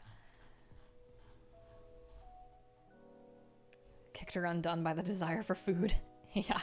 Well, Stitch is working hard to make dinner. There's no more sorry, Shizen. There's no more sorry, Shizen. Shizen should be apologizing to Binghe for his thoughts. Even though Binghe was the one with the boner, Shen Qingqiu was the one with the impure thoughts here.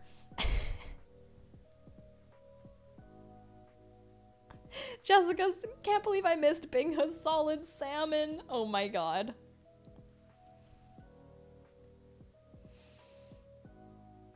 Aw, thanks, guys. Jennifer says, by the way, I love your shirt. Oh, thank you. Actually, it is a Jujutsu Kaisen shirt. The back is so much cooler. CSZL says, congrats on reaching the coffin scene. Thank you. Thank you for your donation. That was a lot of fun. That was really fun. The cup says, you're my tasty pork cutlet bowl. So Yuri on Ice reference. Can't forget the concussions Bing Bing suffered. Oh my god. He bonked his head twice, got an erection, was pulled and tugged and dragged. Oh my god. Chat satisfaction points plus 1,000. Oh. I'm glad you guys liked it.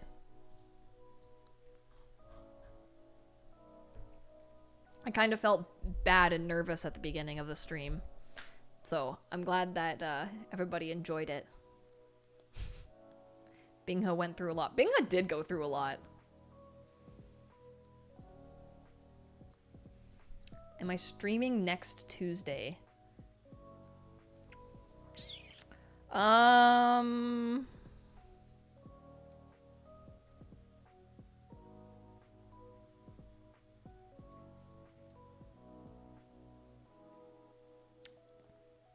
not sure.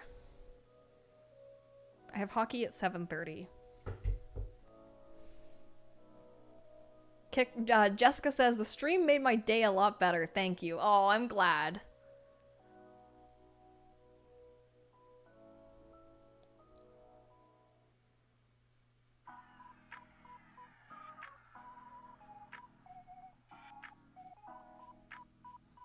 Orion says, I always really look forward to Scum Days. Scum Villain is one of my biggest fixations at the moment, so I always have a fun time.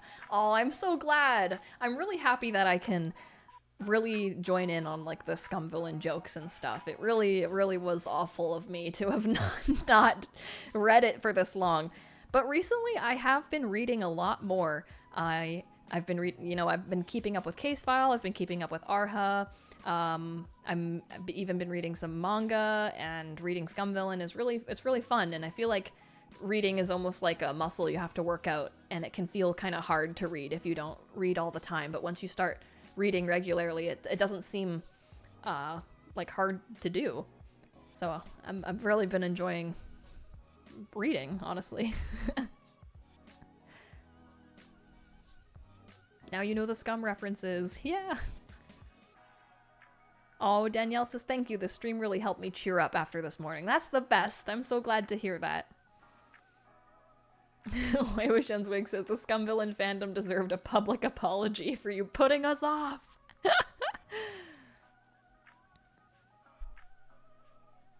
Before I read TGCF, it had been a long time since I had read something that long. So I was like, I need a break, because I hadn't read in so long. And then I never read again. Jessica says, I have officially read a book a week this year, if we count the Scum streams. Much better than last year when I only read 3 books total. That's incredible. A book a week? That's really awesome. And Spark Major says, TGCF got me back into reading. That's fantastic. Oh. We need Scum Villain skits from now on. I was just thinking how funny it would be to do some sort of like literally slapstick gags like in cosplay as oh my god, what's his name? Is it Chenlan Jun? Where it's like you do something and then like you have like a fake arm and the arm falls off.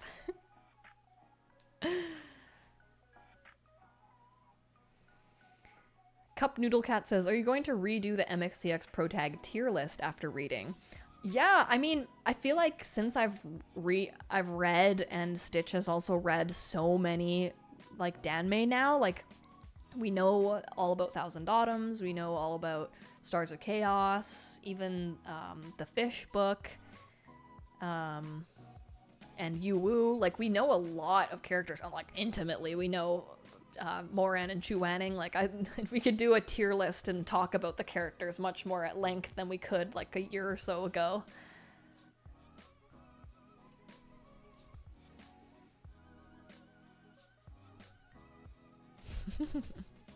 Oh yeah, also we're making another TikTok video, so if you want to use the submission form link I made on my YouTube post and send us some TikToks, we'll react to them tomorrow.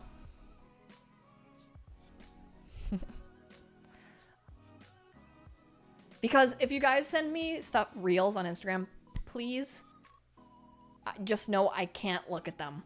If I see a message on Instagram that has, like, it's just reels, I can't look at them. I get so many messages that I want to reply to that when I just kind of get reels, I can't watch them. So that's why we have the submission form where I can actually, like, sit down and, like, watch them properly.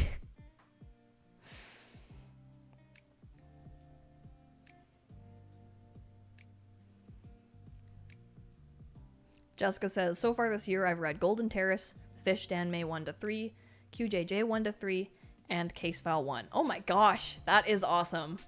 Did you completely finish the Fish Danmei?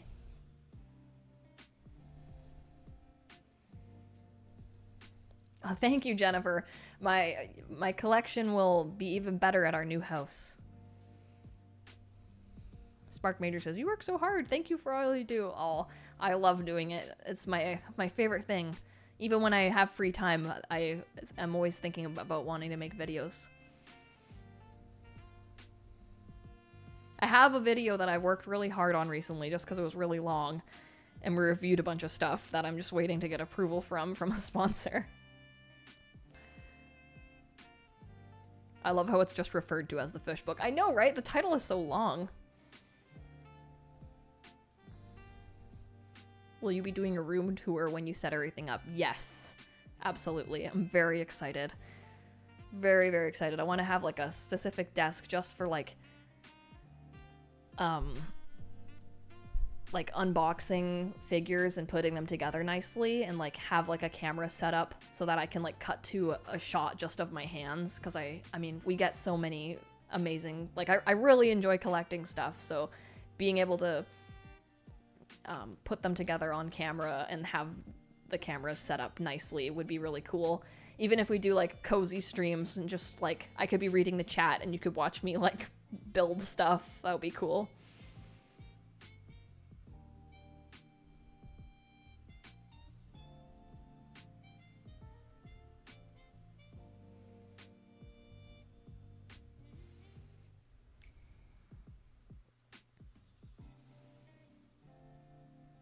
Oh, Jessica says, I read an unofficial translation of the fish book and got right near the end, but never actually finished, so I'm excited to finish it when my book 4 arrives. Oh, that's awesome.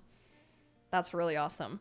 I've never read the official translation of TGCF. I've only ever read the fan translation like years ago. So when I do my TGCF reread, I'm very excited because I'm sure I mean, the fan translation was amazing, but just to have all the formatting and the little author's notes and stuff, I'm sure it'll be really cool.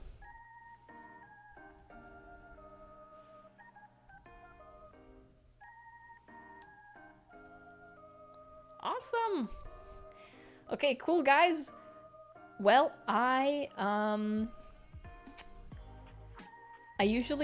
didn't today. First time I haven't done it, but I usually post on the members only posts what the streaming, if I'm gonna stream, if I might stream some Genshin or just hanging out or something this week. I'll let you guys know.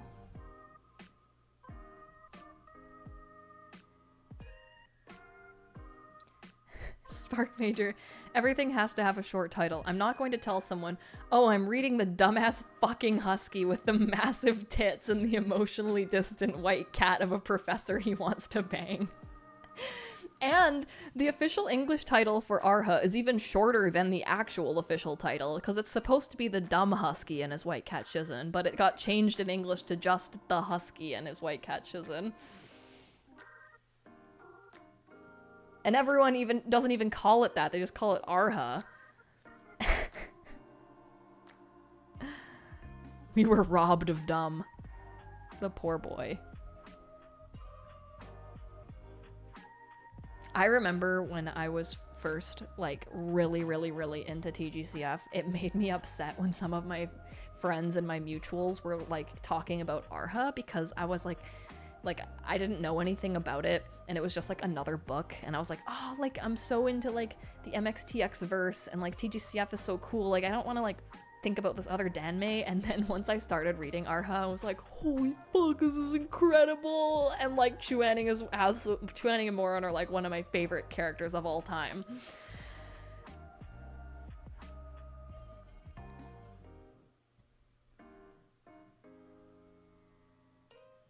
The Wizard of Moss, that's a pretty good technique. There's sometimes, like, people ask me what I do, and I talk, like, I say, like, oh, I review books online. They're like, which books?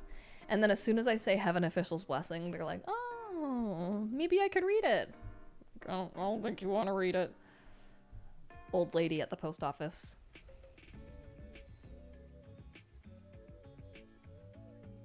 If I had to rank characters off the top of your head, who are your favorites? Oh, that's really hard. Like, just off the top of my head, like, currently, I'm the most obsessed with Chuaning right now. Because I just read Arha, like... Chuaning #1. And then... It, like, feels wrong to separate him from Moran. I would say if I had to do, like... In the sense that, like, if I was at an artist alley right now and I saw art of characters, the ones that I would shell out money for immediately, it would probably be Ranwan and then Hualien.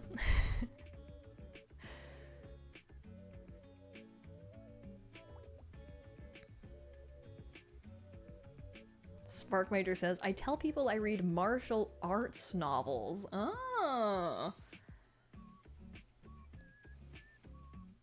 Ranwan, Hualien, Hushuen, Jingguanyao.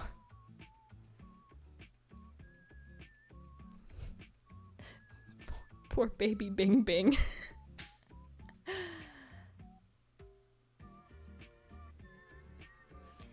Okay, I will see you guys later. I'm gonna have some delicious butter chicken with the love of my life. And thank you guys so much for supporting me. And Friday, members only birthday stream. Okay, thank you guys so much, and I'll see you next time. Bye!